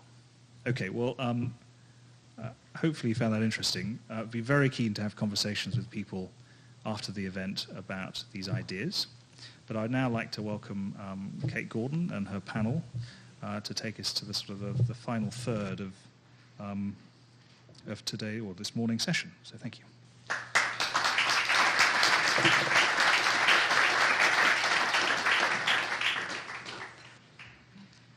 Thank you so much, Ben, and hello to everybody. Lots of friends here. I'm Kate Gordon. Had the privilege to run the Risky Business Project for the first couple of years of that project, obviously project co-led by Mike Bloomberg, Hank Paulson, and Tom Steyer. And we did try in that project to do both granular analysis with new data and be open source. So I think a lot of the principles you've heard about engage there. And I should say just thank you to Oxford and Ceres for letting Risky Business co-host this event, and Tan Kopsey, who currently runs the project, and Kate Larson, who was on our original research team, are here. So lots of good people in the room to answer questions if people have them.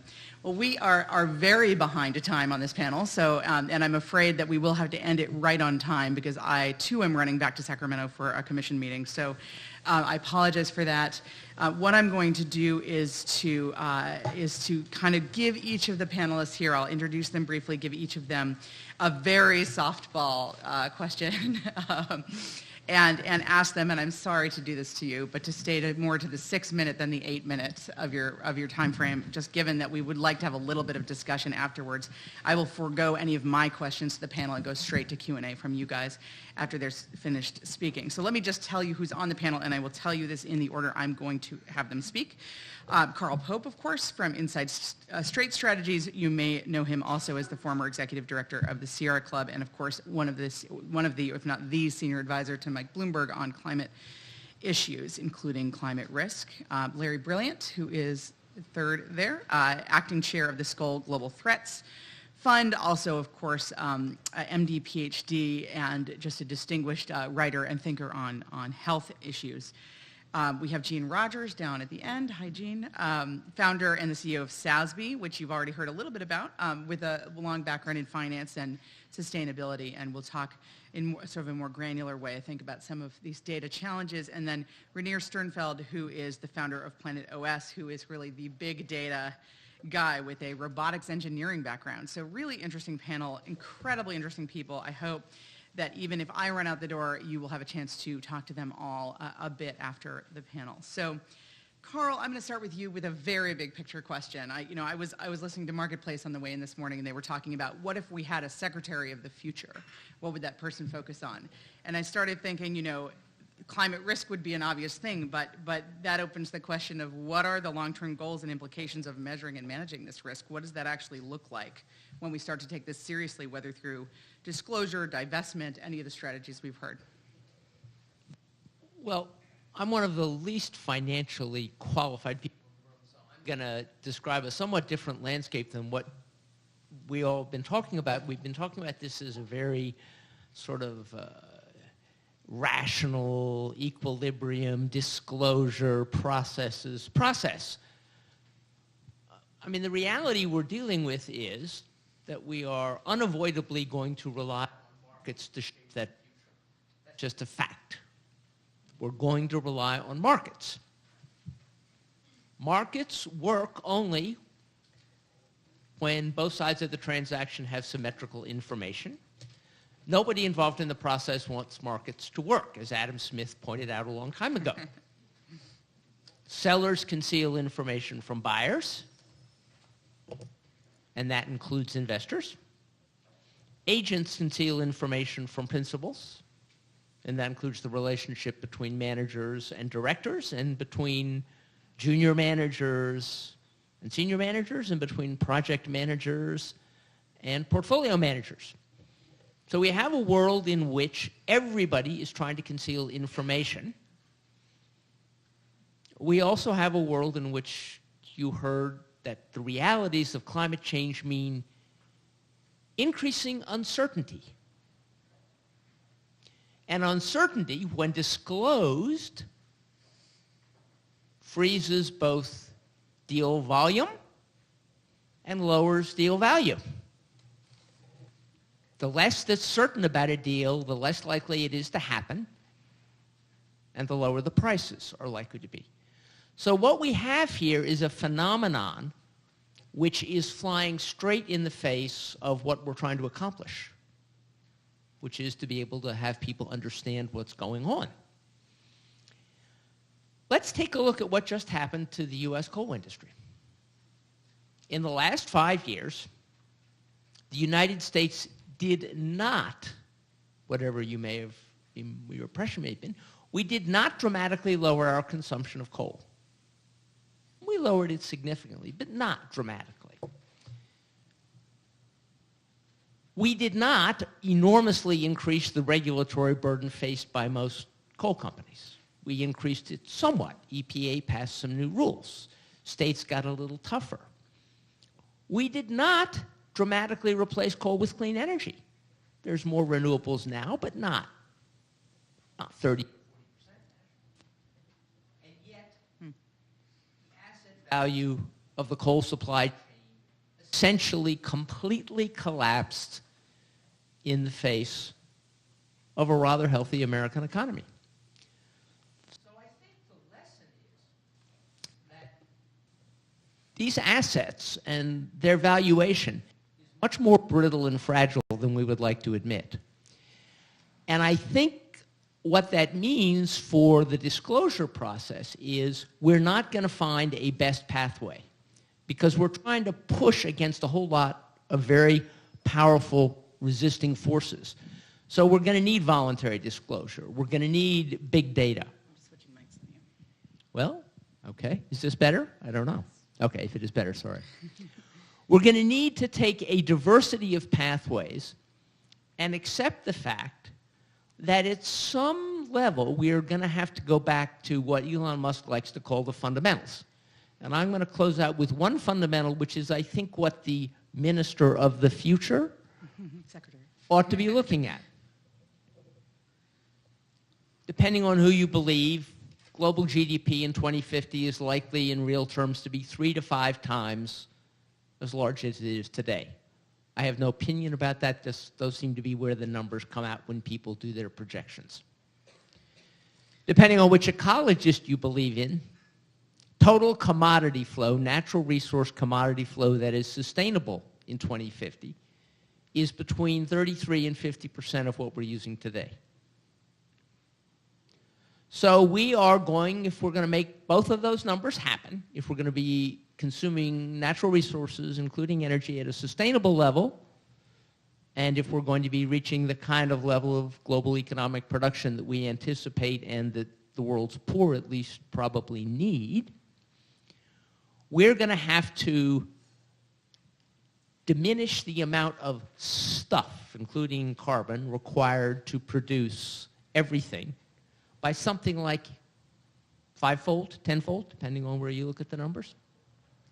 And that means that the technologies and the companies that are making money in 2050 will have to be companies and technology that have done an enormous amount of substitution of technology, information, and capital for raw materials. And that's a basic rule which should have told investors 5 years ago that a coal industry which was basing its future on $200 a ton prices for metallurgical coal was probably not a very stable investment. You would never have gotten the coal companies to disclose that. So I think we're going to have to use disclosure, but we're also going to have to use a deeper kind of analysis, which ideally the minister of the future would provide for us. But I suspect we may have to find other ways to get it. Thank you. Carl, that was great, and a good reminder of the big picture of the growth plus the constraints coming together and creating a really big question about how we are going to use these data to move forward. Larry, brilliant. I trust you to be provocative, and will ask you this question in that vein, which is, you have this a great background and experience on health and on medicine, and this is an area that has, of course, used long-term risk analysis for a long time. People make individual decisions all the time based on long-term risk factors in their health. So does this kind of analysis, people use health a lot as an analogy for climate risk. Is that an apt analogy, or do you think it can work? Will this approach to risk that people have been talking about today work in the climate context? So thank you very much. It's really great to be here. In a spirit of full disclosure, I've packed the house. And if I could have everybody associated with the Skoll family raise your hand, you'll see what I mean. Yeah, we outnumber you. And the Skoll family is what I'm representing here. Skoll Global Threats Fund. We work on pandemics and climate and water and nuclear energy, stopping nuclear proliferation. And by training, I'm an epidemiologist. Now, epidemiologists love risk. We love uncertainty. But there is a huge difference between risk and risky. It's not just a single letter. It's an entire universe. It's why I love this name, Risky Business, that we've been supporting along with many other people here. And I'm going to tell you a story and see if I can help separate risk from risky. So I spent 10 years working to eradicate smallpox. I lived in India for a long time. I worked for the United Nations. And after many years going house to house in India, making over 2 billion house calls and having 150,000 people, we actually eradicated smallpox. And the last case of smallpox on Earth, so far, the only disease in human history to be eradicated, I'm hoping that polio and guinea worm will be within the next 12 months. The last case was a little girl named Rahima Banu. She was 3 years old. She lived in a village called Karalia on Bola Island in the Bay of Bengal. Now, Bola Island is the largest island in Bangladesh. She was the last case. When she coughed, the virus that came out of her throat, when it landed on the ground and the sun hit it and killed it, that ended an uninterrupted line going back to Pharaoh Ramses III, maybe 10,000 years ago. Every aspect of eradicating that disease had risk. There were Gaussian distributions of risk. There were prevalence curves. When I was at Google years later, we actually tried to model influenza, and we had 10 million computers and maybe 100,000 simultaneous equations, a very large number of databases, and we finally published that model in Nature magazine. And one of the peer reviewers wrote me a letter. He said, I shouldn't tell you that I was one of the peer reviewers, but I'm a modeler, and I want you to know that I didn't say anything bad about you. That's why it got into Nature. But we used to have a joke. We used to say, if you want to make God laugh, tell him that you have a plan. Now I think in the modeling world we should be saying, if you want to make God laugh, tell him you have a very big model. So the last case of smallpox that occurred and that we were able to eradicate it, we embraced lots of risk and uncertainty. But Bola Island, where that little girl had her last case, for us it's like sacred ground. I mean, it's not the Vatican, it's not Jerusalem, it's not Mecca, but all of us who worked in that program wanted to go back and visit that place. We can't visit it anymore because Bola's underwater. Half of Bola is now submerged. It's submerged because the average height above sea level in Bangladesh is inches or single-digit feet above sea level. And we never expected that a small rise in sea level as a consequence of climate change would mean that we couldn't go back and visit Rahima Banu. But more, we wouldn't have predicted that of the 1.7 million people who lived on Bola Island, nearly 1 million of them became climate refugees. Half of them went northeast. If you go northeast, these Muslim Bangladeshis throw themselves on the tender mercy of their Buddhist neighbors. And as you follow the plight of the Rohingya, who are essentially Bangladeshis, you see one consequence. Those who went northwest threw themselves on the tender mercy of their Hindu neighbors. Now, if you start factoring in all the black swans, all the improbables, all the unexpected consequences of just the migration from Bola Island, now fast forward, and let's look at an article that appeared last week that said that a 900-year drought in Syria was one of the causes of the Syrian civil war and the refugees pouring into Europe. In epidemiology, we use terms like partial attributable risk, etiological fractions, to try to build models that account for those things. But you can't get insurance policies for the refugees that will follow drought, famine, and climate change, because every one of them is a black swan. So as we talk about models, and as that fellow who wrote to me after my article in Nature said, the reason I really didn't want to bash your model was because you got to keep doing this. We got to get better at it. We've got to model it. We've got to have it. It's risky, but we've got to do it. But we have to be very careful. We have to understand that it's exactly the things that we haven't thought about that will be the black swan that will appear in those models. So if there's anything that I've learned from epidemiology, it's to have a healthy respect between the difference between risk and risky. That's great. That was very thought-provoking, Larry. Thank you. Going from Carl really laying out the scale of the problem, and then Larry, I feel like, really laying out the scale of the challenge of solving the problem. Getting down to a little bit more to brass tacks, we'll turn to Jean. I mean, Jean, you're working at SASB on actually trying to come up with accounting standards that allow for people to incorporate these kinds of risks that Larry has just described as being very difficult into their investment decisions. Sorry, I'll wait for you guys to. Okay, great. We're all good. And but no, it's great. You guys are being fantastic. I have to say, I'm very proud. I sent about 5 emails saying I would keep them on task, so I think that may have worked. But Jean, what tools exist now for investors and regulators and analysts to actually measure these kinds of risks, how do you disclose them?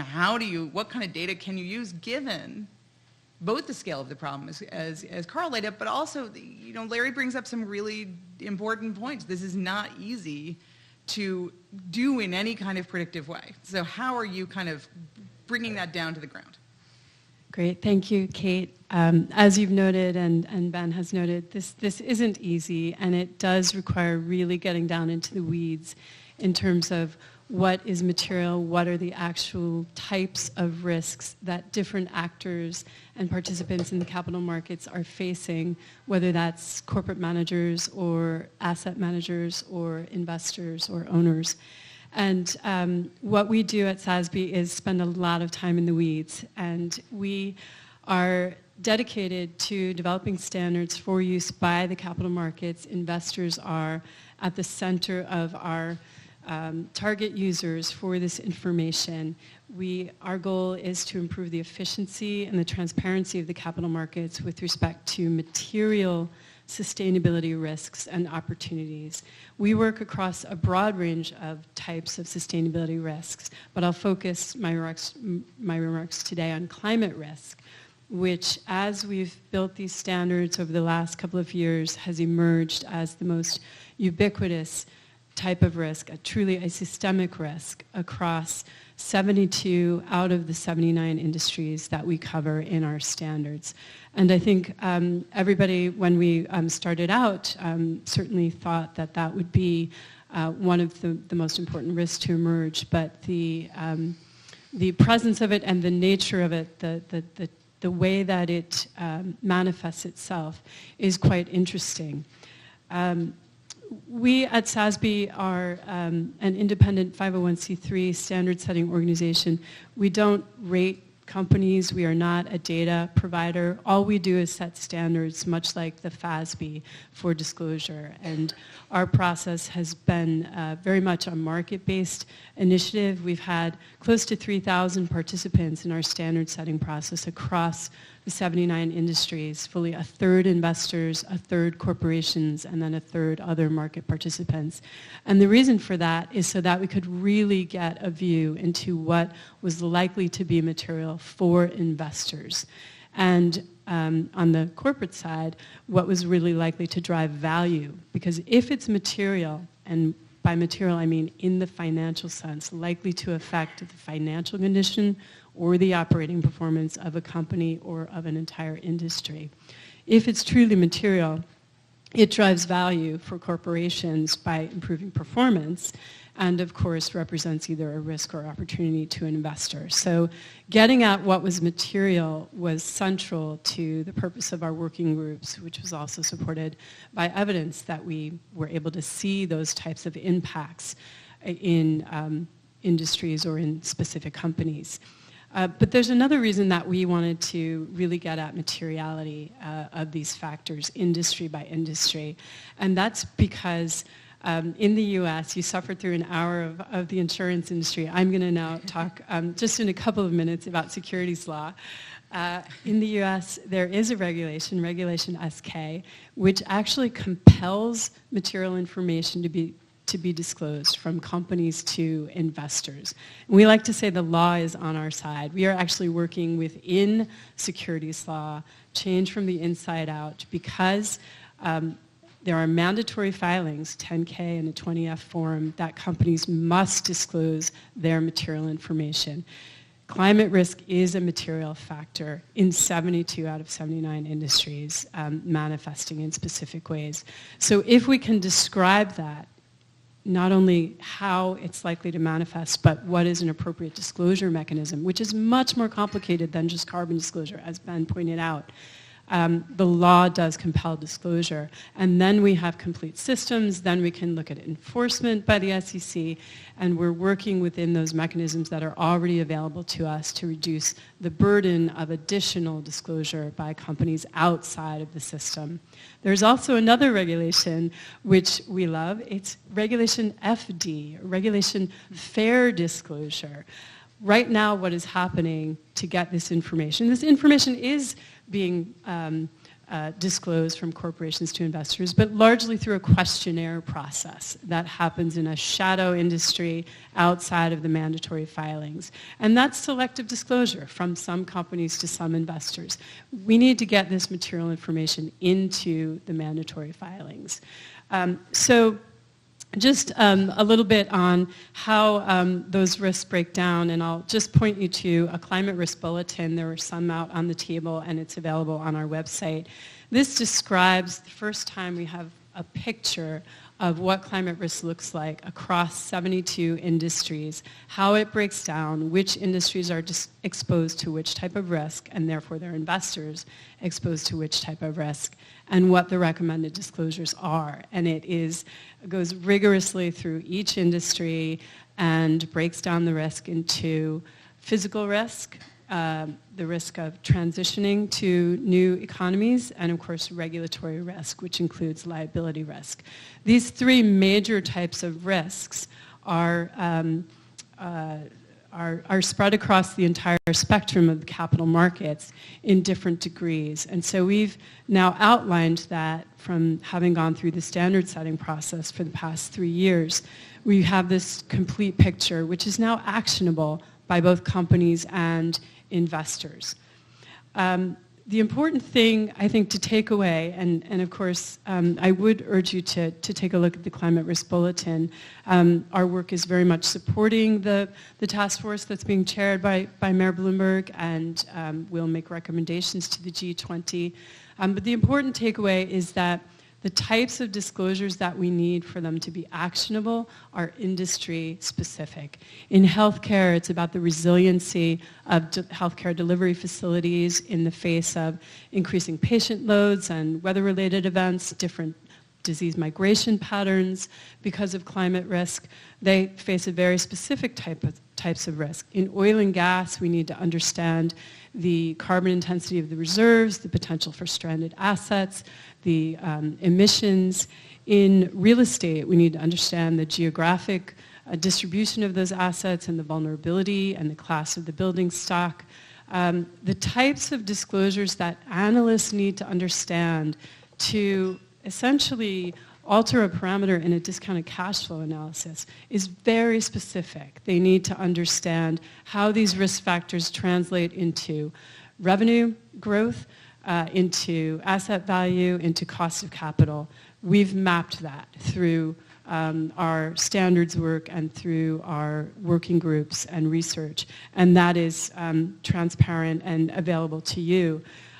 We are very excited about now having this complete picture across the spectrum of industries because, as my colleagues have said, we must move the capital markets to solve these critical dimensions of sustainability. We're not going to get there without entire industries understanding what it means to be exposed to risk and moving in a more sustainable direction, and of course, all investors in the capital markets allocating capital to less risky, more sustainable outcomes. So that's a summary of what we do, and the devil is certainly in the details, and I encourage you to look more at our work online or email me, and we'd love to talk about the details. So thank you. Thank you, Jean. I have to say my burning question now is, if climate risk is material in 72 out of 79 industries, what are the other 7?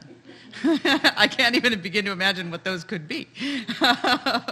So we'll have to follow up on that one and learn more. I started this panel by talking about, this sort of marketplace thing where they were thinking if we had a secretary of the future or a minister of the future. I like how Carl made it a European person instead of an American. Or Chinese. If we had a secretary of the future who thought about kind of long-range issues, what would that person do? And so it seems appropriate to end this part of the panel with Rainer, who really is sort of the futurist, I think, on this panel. Rainer, you're doing work on, using big data, using artificial intelligence to try to tackle some of these questions that have been brought up today. How do you start to kind of wrestle all of that data into something meaningful and actionable? And what do you see as the really exciting tools out there or ideas out there in this space? Thanks, Kate, and great to be here.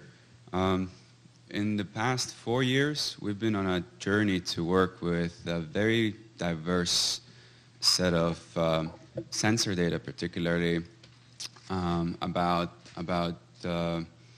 Earth observation at large, let's say this way. And we started out in the ocean domain, and we started to tackle problems that companies that actually Ben showed earlier, and I recognize many of them that we are working with, that are exposed to external risk. And whatever the workflow or the problem we had to solve with either our data infrastructure or the data that we would be providing, it would all come down to external risk or to mitigate that external risk. So there's like a behavioral change aspect to this. Yes, you can go in and talk about health and safety, you can talk about the environment, but in many of those cases, companies tend to move their behinds when you actually bring some bottom line to the table. But having said that, what we have witnessed and what we have been working with a lot is open data, and actually more government organizations are trying to look for ways how to publish open data in a machine-readable way for other people to be able to use it.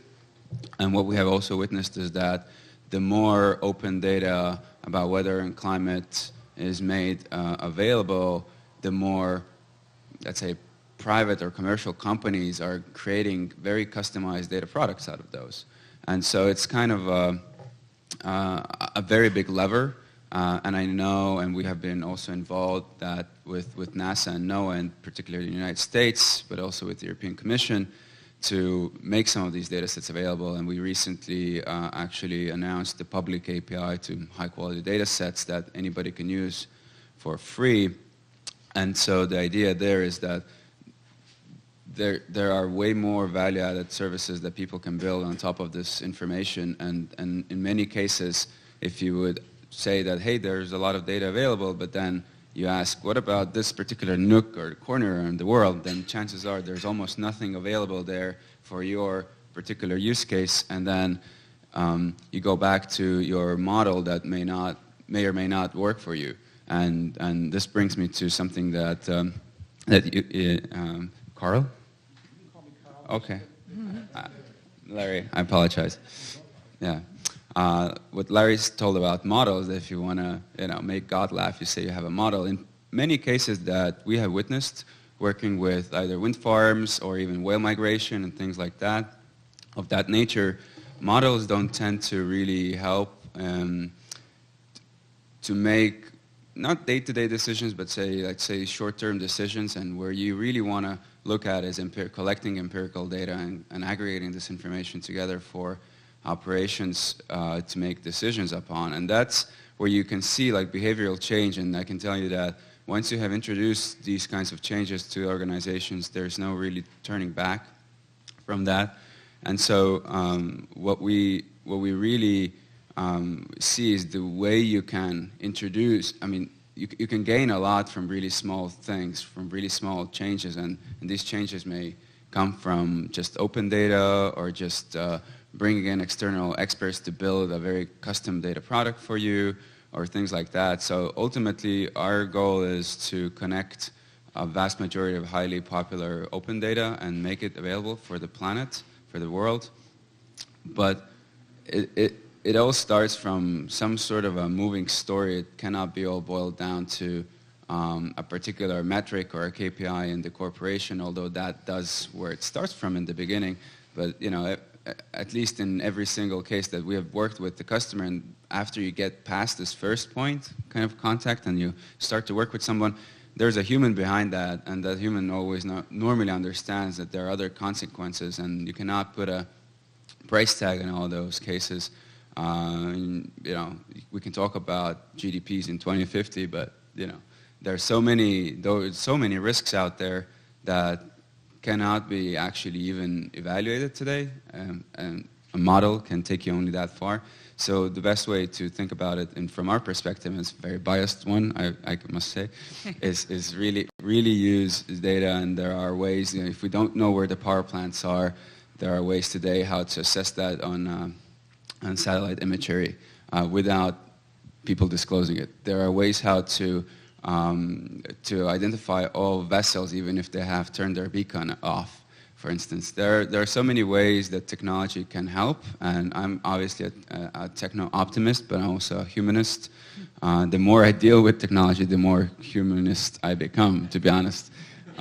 Because you kind of start to understand how complicated nature is. Like, I cannot emulate this.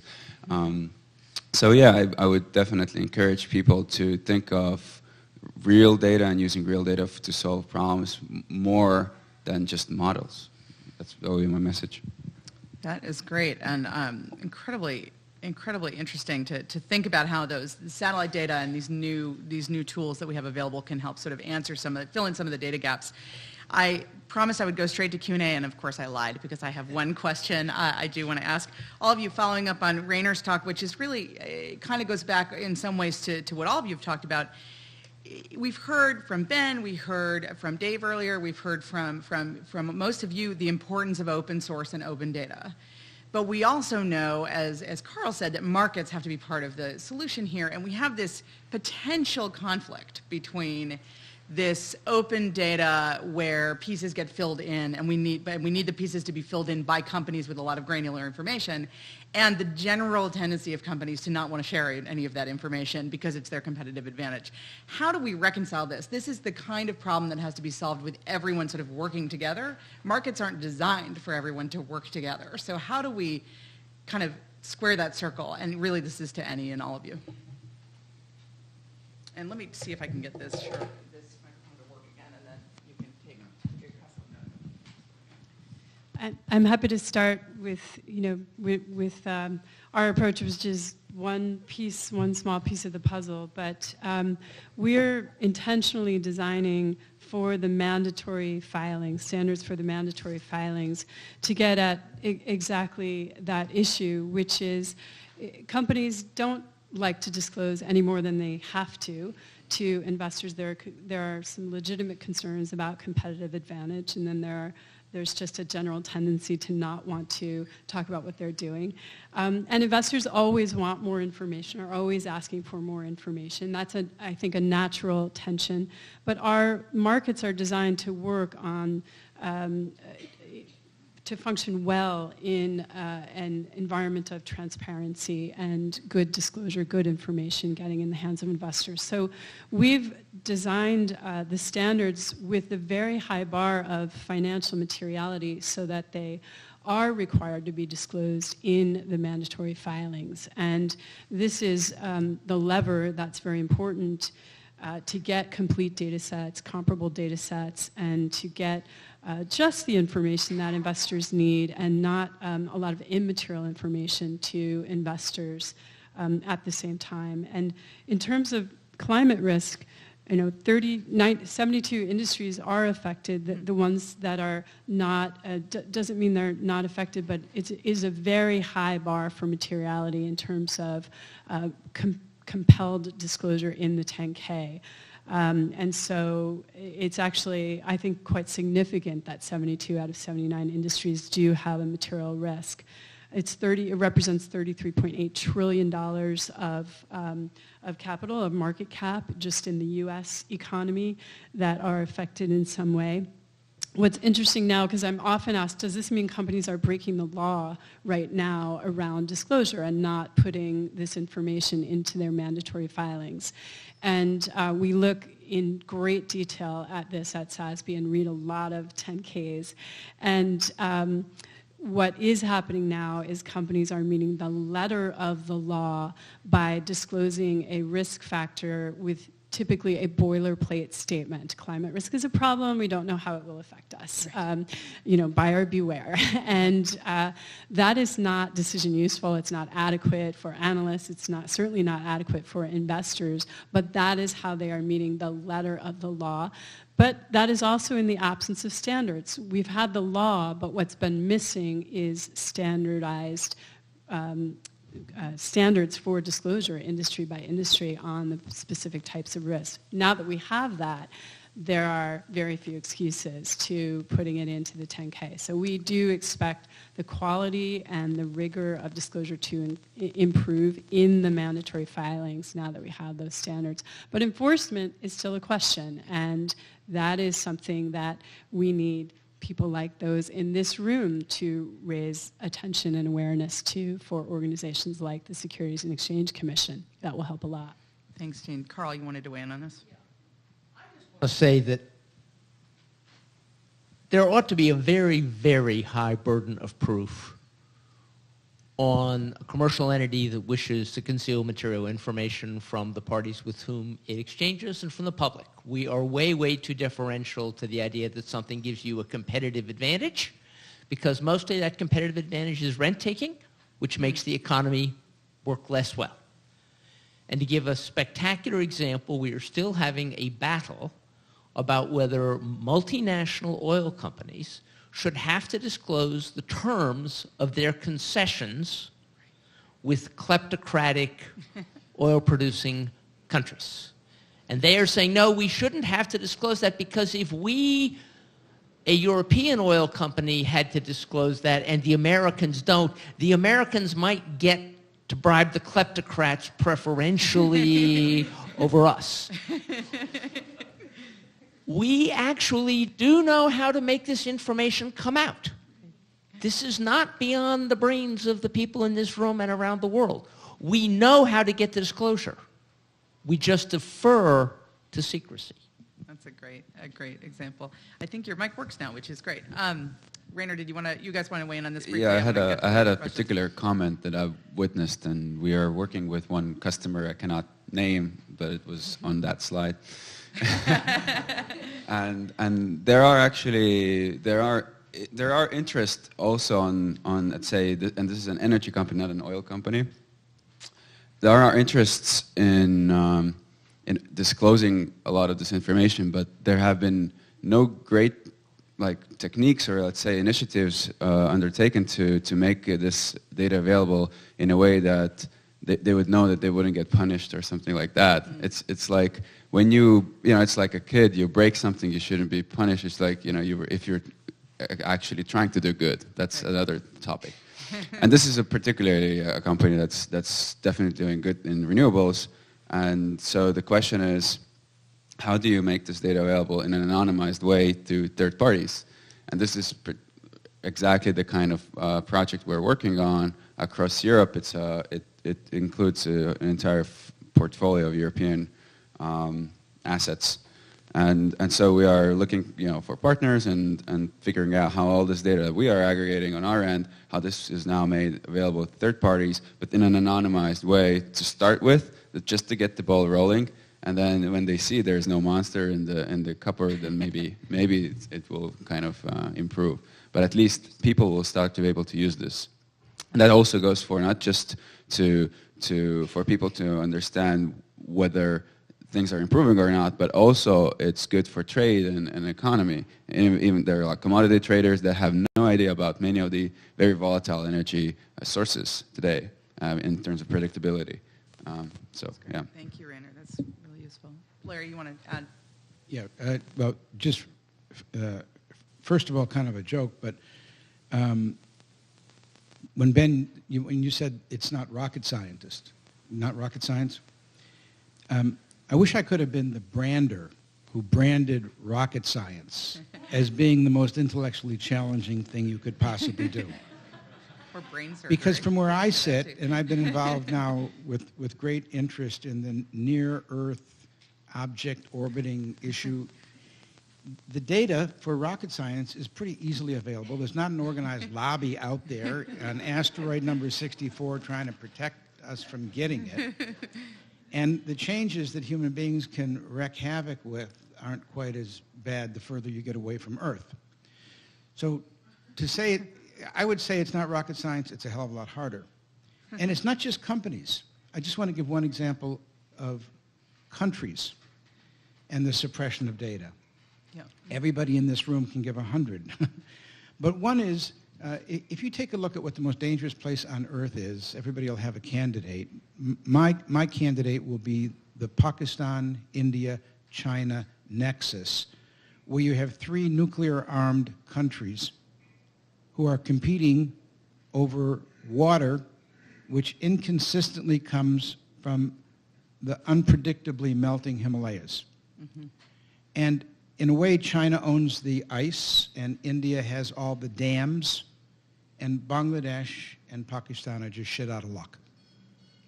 And if you can't, as a country, control the water for your crops, you can't control your food.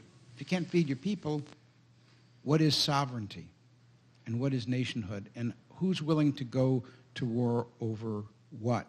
But certainly, historically, we go to war when our people are hungry and we can't feed them. There's lots of satellite data available, by the way, increasingly better, smaller, cheaper, faster, that can tell you exactly how much water there is, how much is melting, where the dams are, who's opening them, who's closing them, what rivers run to the sea. By the way, the answer for India is none anymore. But countries have hidden and obscured the data about water as much as they've hidden and obscured the data about how many nuclear weapons they have. So it's not just companies, although I would like to join Carl's remarks completely on that. Companies should not have the right to withhold data that is absolutely essential to the survival of the species. But countries are as bad in many ways. That's a great diversity of responses, from make them do it to don't believe them when they say they can't do it, to tell them they can do it anonymously, to it's worse than you thought. Pretty much what I expected, but a great introduction to about 15 minutes of audience questions, which will be great. I was in the back earlier, so I can tell you that you can't hear from the back what people are saying in the front. So if I could ask people, first identify yourself, but when you speak, stand up and turn to the side so you're speaking sort of to everybody, because I think that'll actually work better. If people can't hear you, I'll repeat the question. So questions for anyone on the panel? I'm sure there are some. Yes? Hi, I'm Elena Dreher from Los Angeles Capital.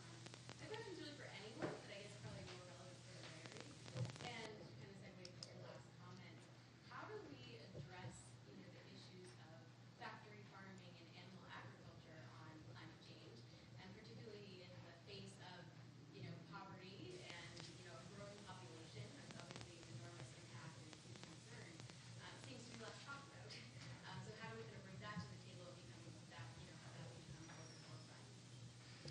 So did people hear that?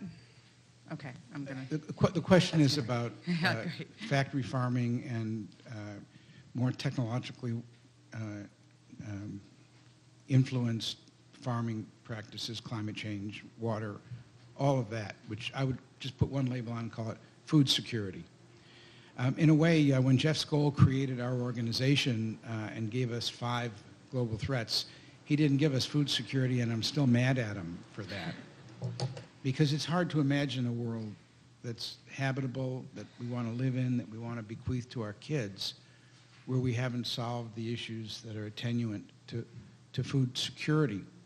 And in fact, all the issues that we really deeply care about, equity and human rights and all the fighting that the world is now watching, so much of that at its basis is about food and food security and the antecedent causes to it. If you talk to a farmer in India, you can get everything you want to know about what crop is grown, what's the seasonality. Carl and I share a secret that we were both living in Bihar, and him in the 60s, because he's older than me, and me just shortly after that in the early 70s. And if you talk to farmers and you want to go into a conversation with a farmer, they would be kind to you and talk to you. You're a foreigner. But if you start talking about the price of seeds or about water, that's when they start getting more animated. And because it's so critical to understand the interplay between what you have, land, what you put into it, seeds, and how you grow it with water. I struggle with this all the time.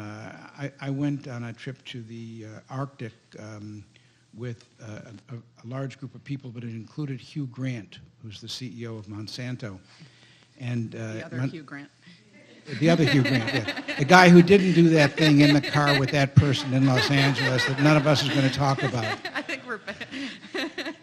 Yeah. Yeah, you all got dirty minds. I We went to the Arctic, but we also went to Svalbard, which is where the Doomsday Vault is located, where all the germplasm of every seed that ever existed, one specimen, the Noah's Ark of seeds is located.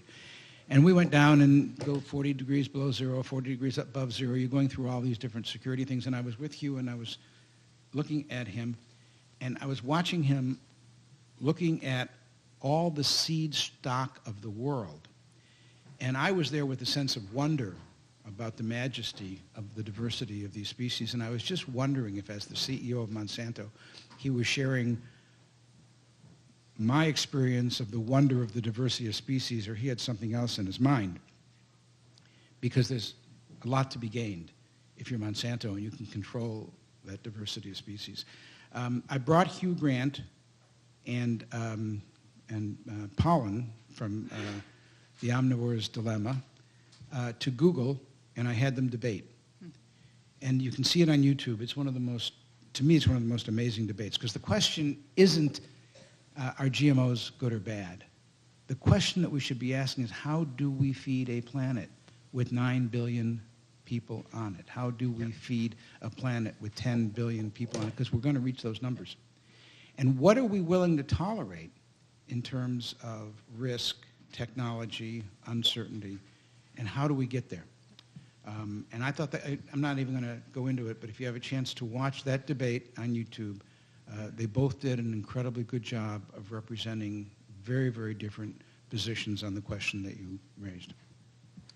Thank you, Larry. Anyone else on the agriculture question, or we'll go to other questions? I will say that this, as you said, Larry, really goes back to Carl's central question he raised earlier, which is, how do you feed everybody and have developed economies in a completely, without commodity agriculture doing what it did in the past? So how do we look at new models? And just anecdotally, on the Risky Business Project, we worked with Cargill very closely, and they were actually among the companies that we've worked with who had the most knowledge about what climate risks they were facing to a very granular level. So they definitely get it. It's just a question of what do they look like? How does their model change going forward? Questions from the floor, right here. Loud, please. Mary Jager with BlackRock. Thank you. Ben's presentation earlier talked about the challenges of getting investor useful information available from companies globally. But the information's out there, it's just secreted away in shadow publications, I think he called them, Gene. But Gene, sadly, seems like the thing that solves this problem by having material ESG information be the next standard financial reported information like EPS or ROE. And so how soon can the SASB model, despite different legal and regulatory frameworks globally, how soon can the SASB model be adopted and just create this availability of public information that then the market players can slice and dice and have their competitive advantage be the nice terms we all want to see? Sure. Thank you. I think there is such an incredible sense of urgency for this information. We feel it every day at SASB as we're developing our standards. Investors are hungry for this information. They're asking for it in many, many less than productive ways, not only through questionnaires, but also through shareholder resolutions, which tells you that the market is broken. This information is material. Investors are exercising their rights to it in whatever ways they can, and it needs to be in the system for a couple of reasons, not only to kind of eliminate this sort of shadow practice of questionnaires which isn't consistent with Regulation FD, but because if you get it into the system, you have C-level attention on it. You have to have your CFO and your CEO sign off on your mandatory filings. And you will also have the attendant rigor that goes with verifying and scrubbing this data and the internal controls associated with it so that it's reliable and basically investor grade. We feel the urgency. We see all of the problems with the current state of information. We are actually just finishing the full set of standards for the 79 industries. Literally tomorrow we will release our last sector, which is I think the last 8 industries in the infrastructure sector, so utilities, real estate, waste management, and several others are in that last sector of industries that will complete the set of the provisional standards for 79 industries. We do need to go through a period of deep consultation then with issuers, look at the cost-benefit analysis, and then we'll actually codify those standards and maintain them very much like US GAAP across the 79 industries as a market standard for disclosure in the mandatory filings. We are just now turning our attention to global capital markets and how we can support making the standards available and making them useful, understanding what those mandatory disclosure mechanisms are. The mature capital markets all do have mandatory financial filings and a somewhat similar definition of materiality. The good news is that the standards, the substance of the standards, are actually similar. A mining company in the US faces similar challenges as a mining company in South Africa. These issues arise because of the way companies use resources and impact society and the environment as they deliver goods and services to the economy. So the issues are the same, the standards are relevant. We'll be looking at models for making them available. They're free for the public good, but really making them available to the major capital markets, which are global, and investors are global, and companies are global, and we need global financial disclosure standards. So, and we're working on climate risk very closely with the task force to make sure that our work is feeding into Mark Carney's task force for the G20, and that's another mechanism. So more to come on that. We're just turning our attention to how to tailor and disseminate these standards globally. Great, thank you, Jean. Anyone else want to address that? Other questions? We probably have two more that we can take, if there are some. Everyone is in their pre-lunch haze. Go ahead. Sure, Andrew, looking at the series. Just maybe a question for Jean around, you mentioned that, from your perspective, companies are following the letter of the law, but maybe not the spirit of the disclosure. And I seem to be referring to federal securities law, but obviously we've got state law as well. And you mentioned this morning there was an announcement by 25 attorneys general that they're going to be investigating. Yes. Joining the New York investigation around disclosure. Only some of them will. I know that's Yes. that the World California already has. So maybe you can kind of talk about that as a potential leverage point to move disclosure forward. Sure. We're just seeing seismic shifts in the field of securities law. If you think climate risk is moving fast, it's really incredible to see just in the past few years that SASB has been working on the standards. Securities lawyers are one of the most conservative bunches of people in terms of what they let their clients disclose, and editing last year's 10K to, a couple of words. If a couple of words change, that's a lot, into the next filing. That is beginning to change. We are seeing a sea change in how securities lawyers are both thinking about material factors and the reasonable investor who is at the center of that determination, because investors' needs are changing so rapidly and their demands are changing so rapidly. And this interpretation of what is material to a reasonable investor is what then drives securities lawyers to allow something in a disclosure. We're beginning to see sort of cracks in the armor around the general use of boilerplate language to meet the letter of the law. And Ceres and other organizations, and we as well, analyze very closely disclosures. And what we're seeing since the 2010 SEC guidance, as you know, they issued guidance on climate risk, acknowledging that it could be material and recommending that companies look at that. We saw a proliferation of boilerplate disclosure as a result of that. Just everybody, boilerplate everywhere about climate risk. But now, certain individuals and the New York State Attorney General, I think, has really been at the forefront of this in cases with Peabody Coal and Exxon and others, saying, it's not adequate to put boilerplate in your disclosures. If you know more than that, and you are using that information to make decisions and allocate investments internally, you are compelled to describe that risk more fully. In fact, you're compelled to describe it completely to investors under securities law. No, and I think there was always a sense that, well, if they use boilerplate, that must be all they know. That must be all the information they have, and they can't say more. And I think we're smarter than that. We're beginning to understand that that's not adequate and really exercise those rights. And that's where investors and the people in this room really come into play. It's your right to material information, to demand it in a decision-useful form, and to not accept boilerplate information as the standard. We can't turn a blind eye to that anymore, and we're starting to see the cracks in the edifice now, but we need a lot more activity on that. But it's just great to see the activity of the New York State Attorney General and now these others really probing into that and not accepting it. Thanks, Jane. I'm going to, that is incredibly interesting and really, again, getting to the sort of real nuts and bolts of how this stuff is going to play out. And I think just going back to an earlier point you made, enforcement is going to become the big challenge once you get all these things in place, even before we export them to other countries. I want to give each of you, 30 seconds to sort of any closing ideas, remarks you want to make, maybe starting with Carl, on this wide range of issues we've talked about.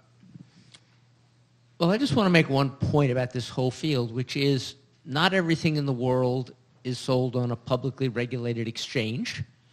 Not everything in the world is subject to disclosure requirements and various other things. And if you care about this stuff, it is in your self-interest to make sure that as much as possible of the world's economy is brought into such publicly accountable trading venues. It is actually not a good thing that when commodities companies collapse, they're almost always recapitalized outside of the purview of such public exchanges. They're almost always taken private, and you don't know what's going on. We're not going to know what's going on with U.S. coal industry probably for a very long time, because there won't be any disclosure after the bankruptcy courts finish with the relics. So we as environmentalists have not historically thought that we had skin in the game of the question of what should be done on public exchanges. I think we have a lot of skin in that game. That's great. Thanks, Carl. Rainer. My point is that when about a half years ago, I got a chance to talk in front of the UN on something that we were doing, and there I obviously couldn't talk about technology or like go too technical. So my point was like, look, everybody keeps talking about data, we need more data, and there are parties that do not want to publish this information, and there are others that obviously want to publish.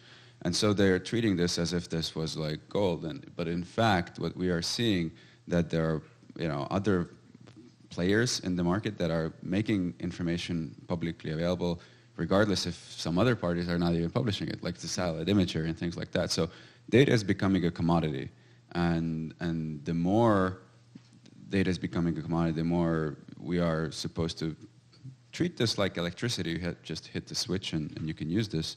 And so it's really about creating this sort of, like, as we like to call it, the planetary nervous system, where you can actually pinch, your finger and you can feel it. But today, most of the world is kind of numb to these kinds of changes. And so I would really like to see people just not being afraid of data as if it was some sort of Trojan horse. And on the other hand, also, we should not treat all parties as if they have done something wrong, right? So it's like a really, really important understanding to think about, okay, how will future generations look back at us, and how did we make decisions just out of thin air? How does that go? So I think that's like a key message for me. That's great. Thank you. That's a good message. I'd like to follow up on that. I think that's a real wonderful point. Watching, sitting in front of the last case of smallpox in the world makes you think about the history of science. And we're all going to watch the last case of polio in the world in the next 24 months. And the last case of guinea worm, which you probably don't know about, but in many ways it's a worse disease. So I've become kind of an amateur historian of science. And it makes me ask the question of, how did we really understand and grasp the significance of an odorless, tasteless, invisible gas, the effect of which is not seen for generations? And yet, we grasp its significance now, and we can measure it. And I want to take my hat off to the IPCC and all the processes that preceded it and are ancillary to it. Thousands of scientists spending hundreds of thousands of volunteer hours trying to all come together and help us sort this out. A lot of criticism has gone that way, and a lot of mistakes. But it's really one of the most magnificent accomplishments in the history of science. And we're the beneficiaries of that. Now, we don't have the excuse, not just the people in this room, but all of us. We don't have the excuse of not knowing. And therefore, we don't have the excuse of not acting as if our children's lives depend upon it. Thank you, Larry. And Jean, last word from you. Thank you, Larry. I completely agree. There's no excuses anymore. We've been able to, as a human endeavor, map the DNA genome. It's certainly felt like that sometimes as we were mapping climate risk across 79 industries. We've now done that heavy lifting, working with investors and companies to really understand the type of risk at the most granular level and what can be disclosed to make it actionable. So there are no excuses. We have that pathway. We can now begin to, I mean, if we're just getting that picture, we can't necessarily have expected SEC examiners who read 10K filings to have known this from birth. But now we can begin to train and to expose them to a new way of thinking about what is good disclosure, what is poor disclosure, what should be enforced. As my good friend Clara Miller has said, who is the head of the FB Heron Foundation, all investing is impact investing. Every time a pension fund or a foundation makes an investment decision, or an individual investor makes an investment decision, there is an impact. Do you understand what that impact is? Now that we have standards and we can ask for that type of information, we can invest much more intentionally and begin to move the entire spectrum of the capital markets in a more sustainable direction. But it's now over to you. We've done our work as standard setters. We'll continue to maintain, improve on market standard. As market actors, you need to demand that information and exercise your rights. You should be able to type in a ticker and get sustainability fundamentals right alongside financial fundamentals, but you have to ask for it and ask for not only disclosure using the SASB standards, but enforcement of disclosure of material information. It's your right as an investor. So we're here for you. We support the markets, but we need you to exercise your rights as well. Thank you. Perfect. Well, I don't know about you, but if I were the Secretary of the future, I would want these four as my senior advisors. I thought that was fantastic, so join me in thanking them.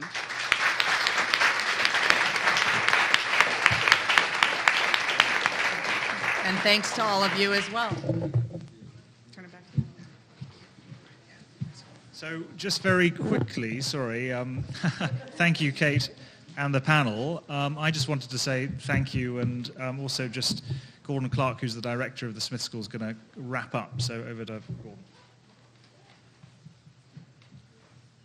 Great. Thank you, Ben. And it's great to see such an informed and committed audience on a fundamental issue called information and disclosure. So as director of the Smith School, this project goes to our DNA. We're very committed to basically the finance connection, holding companies to account, but also holding investors to account as well. I echo the sentiment raised by the lady from BlackRock just before.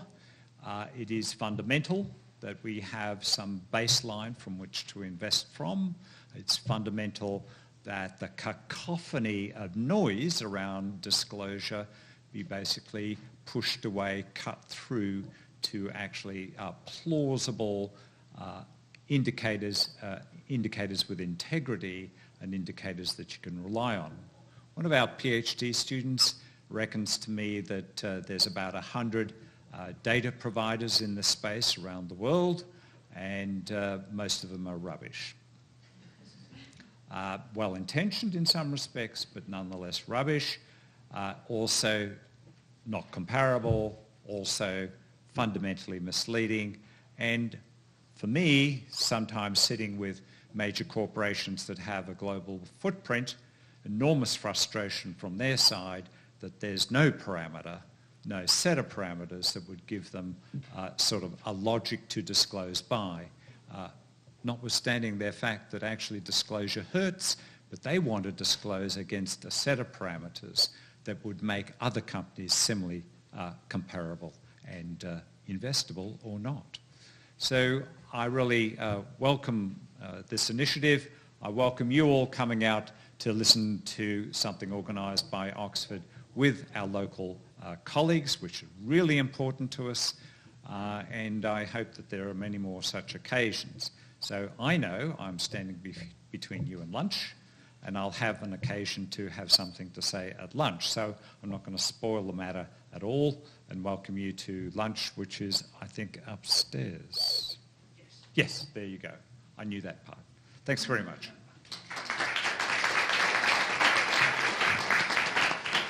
Yeah, so for those with lunch RSVP confirmed, it's in the library upstairs. So we'll see you there in a couple of minutes. Thank you.